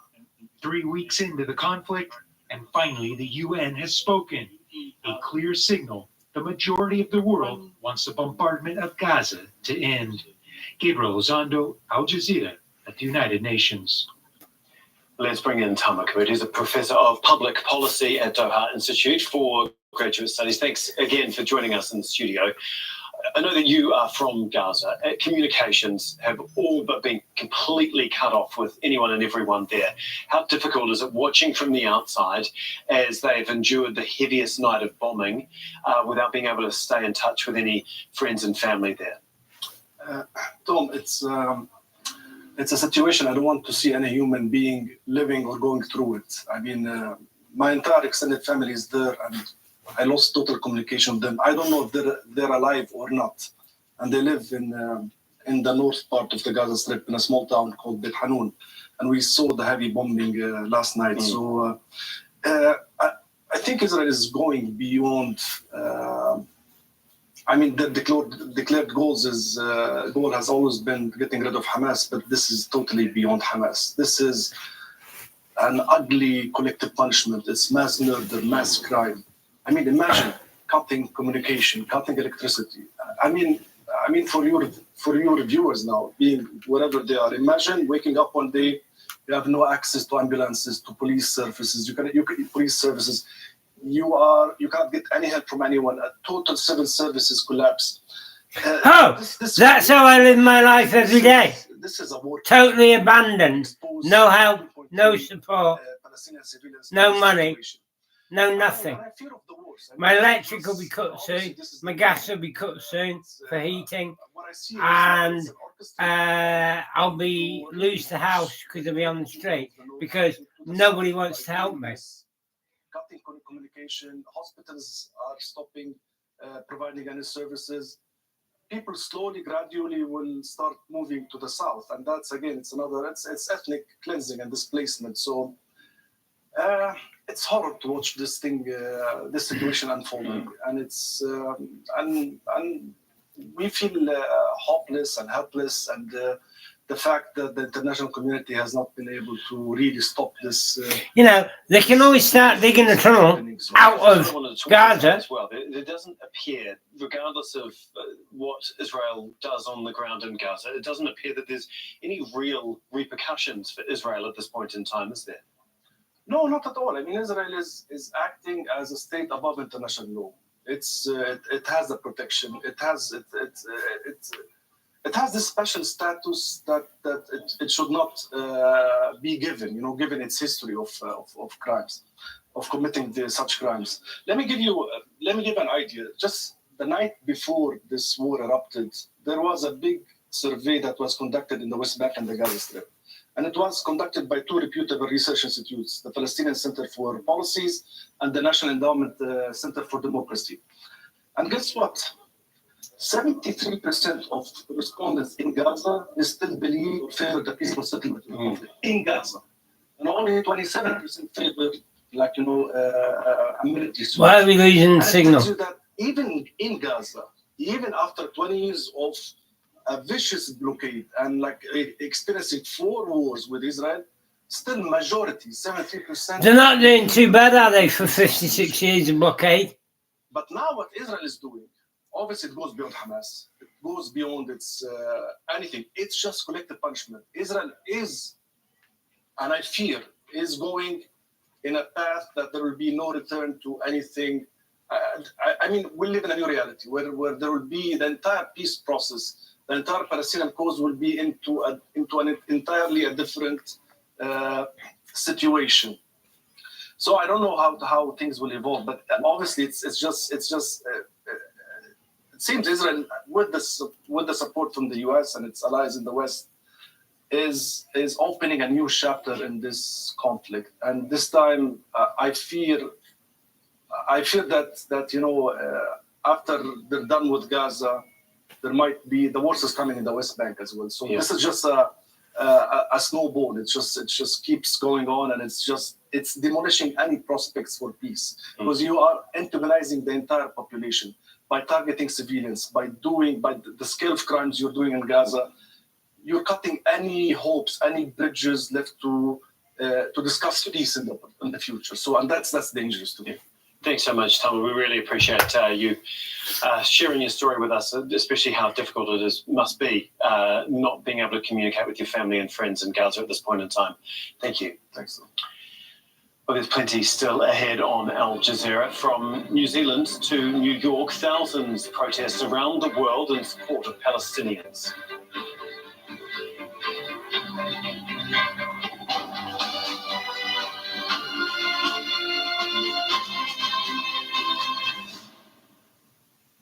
It's a soggy forecast for parts of Europe. Hey, everyone, let's go over those details right now. In some spots, it will be a washout. So northern Portugal, northwest Spain, still more rain coming at you today on Saturday. And with these winds off the coast, I think we could see waves about 10 meters high. There are weather alerts in play for incoming rain, a lot of it for the eastern side of England, eastern side of Scotland, and the eastern side of Northern Ireland. So, for example, Aberdeen in Scotland, about 70 millimeters of rain over the next 48 hours. And Slovenia saw half a month's worth of rain in a short period of time. Most of the rain around the top end of the Adriatic Sea. It's scattered across the Balkans, so cloud cover and some showers here in the forecast on Saturday. But wall-to-wall sunshine for Turkey, looking good in Istanbul. Bit breezy, though, with a temperature of 24. And for the northwest slice of Africa, we've got cloud cover draped over Morocco, Algeria, and Tunisia. So mostly cloudy sky for you on Saturday. To the south we go, and for the eastern side of South Africa, some pretty turbulent weather here. A lot of rain, a lot of wind. This is going to knock back temperatures in southern Africa. So for Botswana, Gaborone, temperatures are up, and then they're down, and they're up once again on Tuesday, but it will be windy.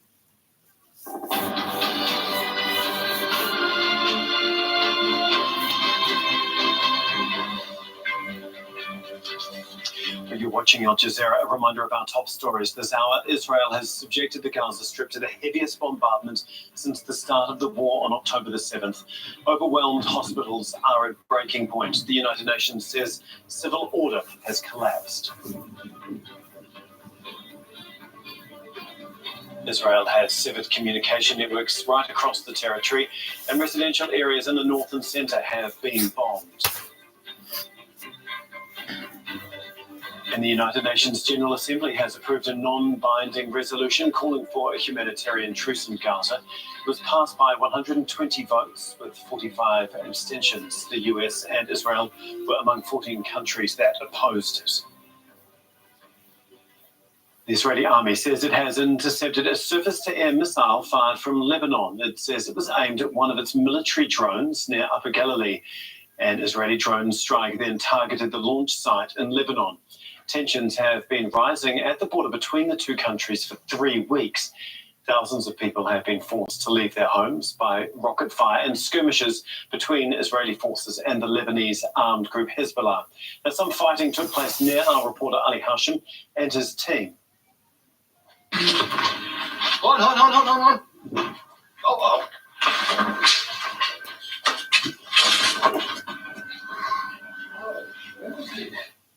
Well, Ali Hashim joins us now live from Nakora in southern Lebanon. And first of all, Ali, I hope that you and your team are all okay. Can you just explain what happened a short time ago? Well, rest assured, we're all okay. Actually, a few minutes ago, maybe an hour ago, there was an attack with guided missiles on an Israeli military post. The post that's just behind me now. I think there are some plumes of smoke that are clear. Then there was a drone. Now, we didn't know whose drone is this. Is it a Hezbollah drone or it's an Israeli drone? And then when we were standing, the drone exploded. So it seems that drone was intercepted. Now, till the moment, we don't have a clear statement regarding what happened, but we saw it exploding and then hitting the piece of land behind us, an open area. We spoke to the Lebanese army regarding what's happening. They're right now investigating to find the what's remained from this small drone or big drone. We don't know even the size, but it was very close. So this was the situation. There was an attack by the Hezbollah fighters. Right now, there's also shelling behind us, and Israel is retaliating. I'll leave the camera of our. Yeah, Ali, we can see smoke rising from one of the hilltops there as well. This is the Hanita Israeli position. There are several positions here on this hill. It's a border hill between Lebanon and Israel. In Lebanon, they call it the Labuna Hills. So there are several Israeli military posts from the edge. Okay. There's another shell now.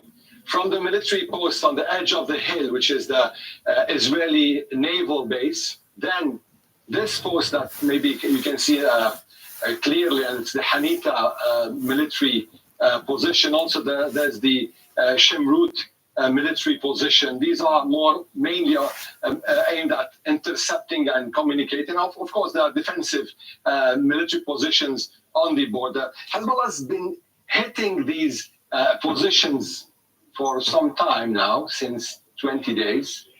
And now we're hearing more attacks. Now, whether this is incoming or ongoing, we don't know. But at least there is clear Israeli shelling going on right now. And is this worse? You can see it. Is this worse than what you have seen in the last few days? Is this escalating at all? Well, this has been the situation for the past few days, but in the past couple of days, things were a bit calm. Today, it seems things are escalating once again. And let me just mention that also today on the eastern side, there was an interception of a surface-to-air missile that was directed by Hezbollah on an Israeli military drone. Now, the interception was through the Israeli defense systems, and the interception happened over Lebanon. That was a very huge explosion we had over here. It's actually very far from here, but it was a huge explosion. What we are seeing right now maybe could be a new phase. We've been seeing the situation gradually escalating from a kind of a depth of 2-3 kilometers on both sides to the depth of 5 kilometers. Recently, the Israelis hit one of the targets that was around 7 kilometers away from the border. So what we are seeing could be also a kind of a gradual escalation, a continuation of this gradual escalation. And also, given the fact that both sides aren't yet using their top-tier weapons in the confrontation. Hezbollah is not using its precision missiles. The Israelis are still limiting their scope of retaliation. So this is maybe a bit early stages of the front here. It's still the front is still an operation area that's becoming a war front, but you know, there's a fine line yet. There's a fine line. And now with the situation gradually escalating in Gaza, I mean, ground-wise, with Israel announcing ground operations. So it would depend more on how the situation is in the field in Gaza to see how things will escalate over here, because they are linking it to each other. Hezbollah is linking it, and at the same time, the Palestinian groups are mainly Hamas is urging for more help from the Lebanese front. And obviously, this region is no longer safe for civilians. We know thousands have been displaced. Where exactly have they gone? What are they doing now?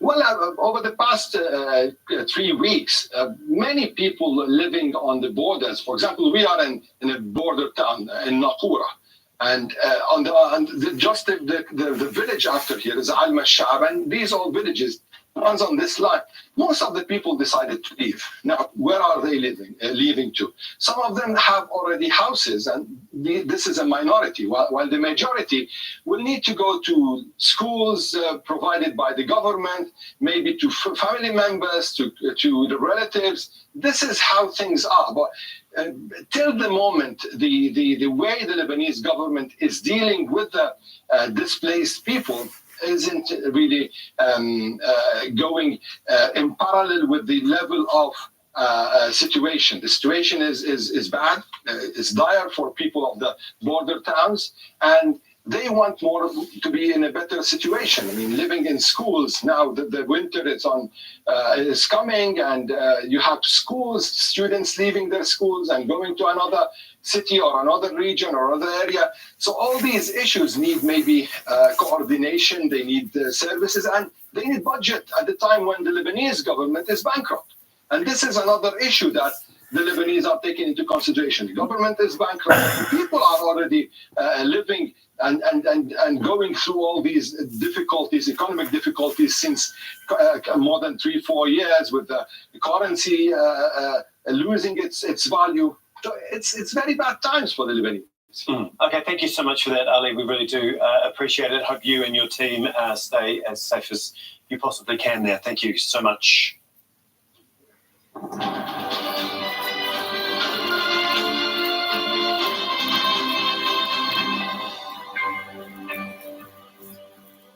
On to other world news now. At least 32 people have been killed and 60 injured in a multiple car crash in northern Egypt. It happened in Beira Governorate, about 132 kilometres from the capital, Cairo. Police say it was caused by an oil leak. The main opposition party in Bangladesh is holding a protest against the government in the capital. They're demanding the resignation of the Prime Minister, Sheikh Hasina. Caused by an oil leak or caused by a stray Israeli missile? At the rally and sent us this. Right, my telly's about to switch off because it's got a built-in safety device. It switches off after 4 hours, and it's been 3.5 hours now, so I'll reset the telly and I'll come back. The opposition has been carrying out rallies since the beginning of the year. Right, look at the television, then you understand why none of your businesses are doing any business. You understand why none of the shops in your local mall are doing any business, because everyone's too busy worldwide protesting on the streets. Now both sides have taken a defiant approach, and it looks more and more very confrontational. The police have been cracking on heavily on Right, opposition. I'm going off for half an hour. I'll be back. The opposition remains defiant. It says that it will continue to protest until and unless the I need to reset everything and be back. Right, and as I say, I need to reset everything and I'll be back. Hold on. Right, bye. Stampede in South Korea, in which 159 people were killed. Families are still demanding accountability.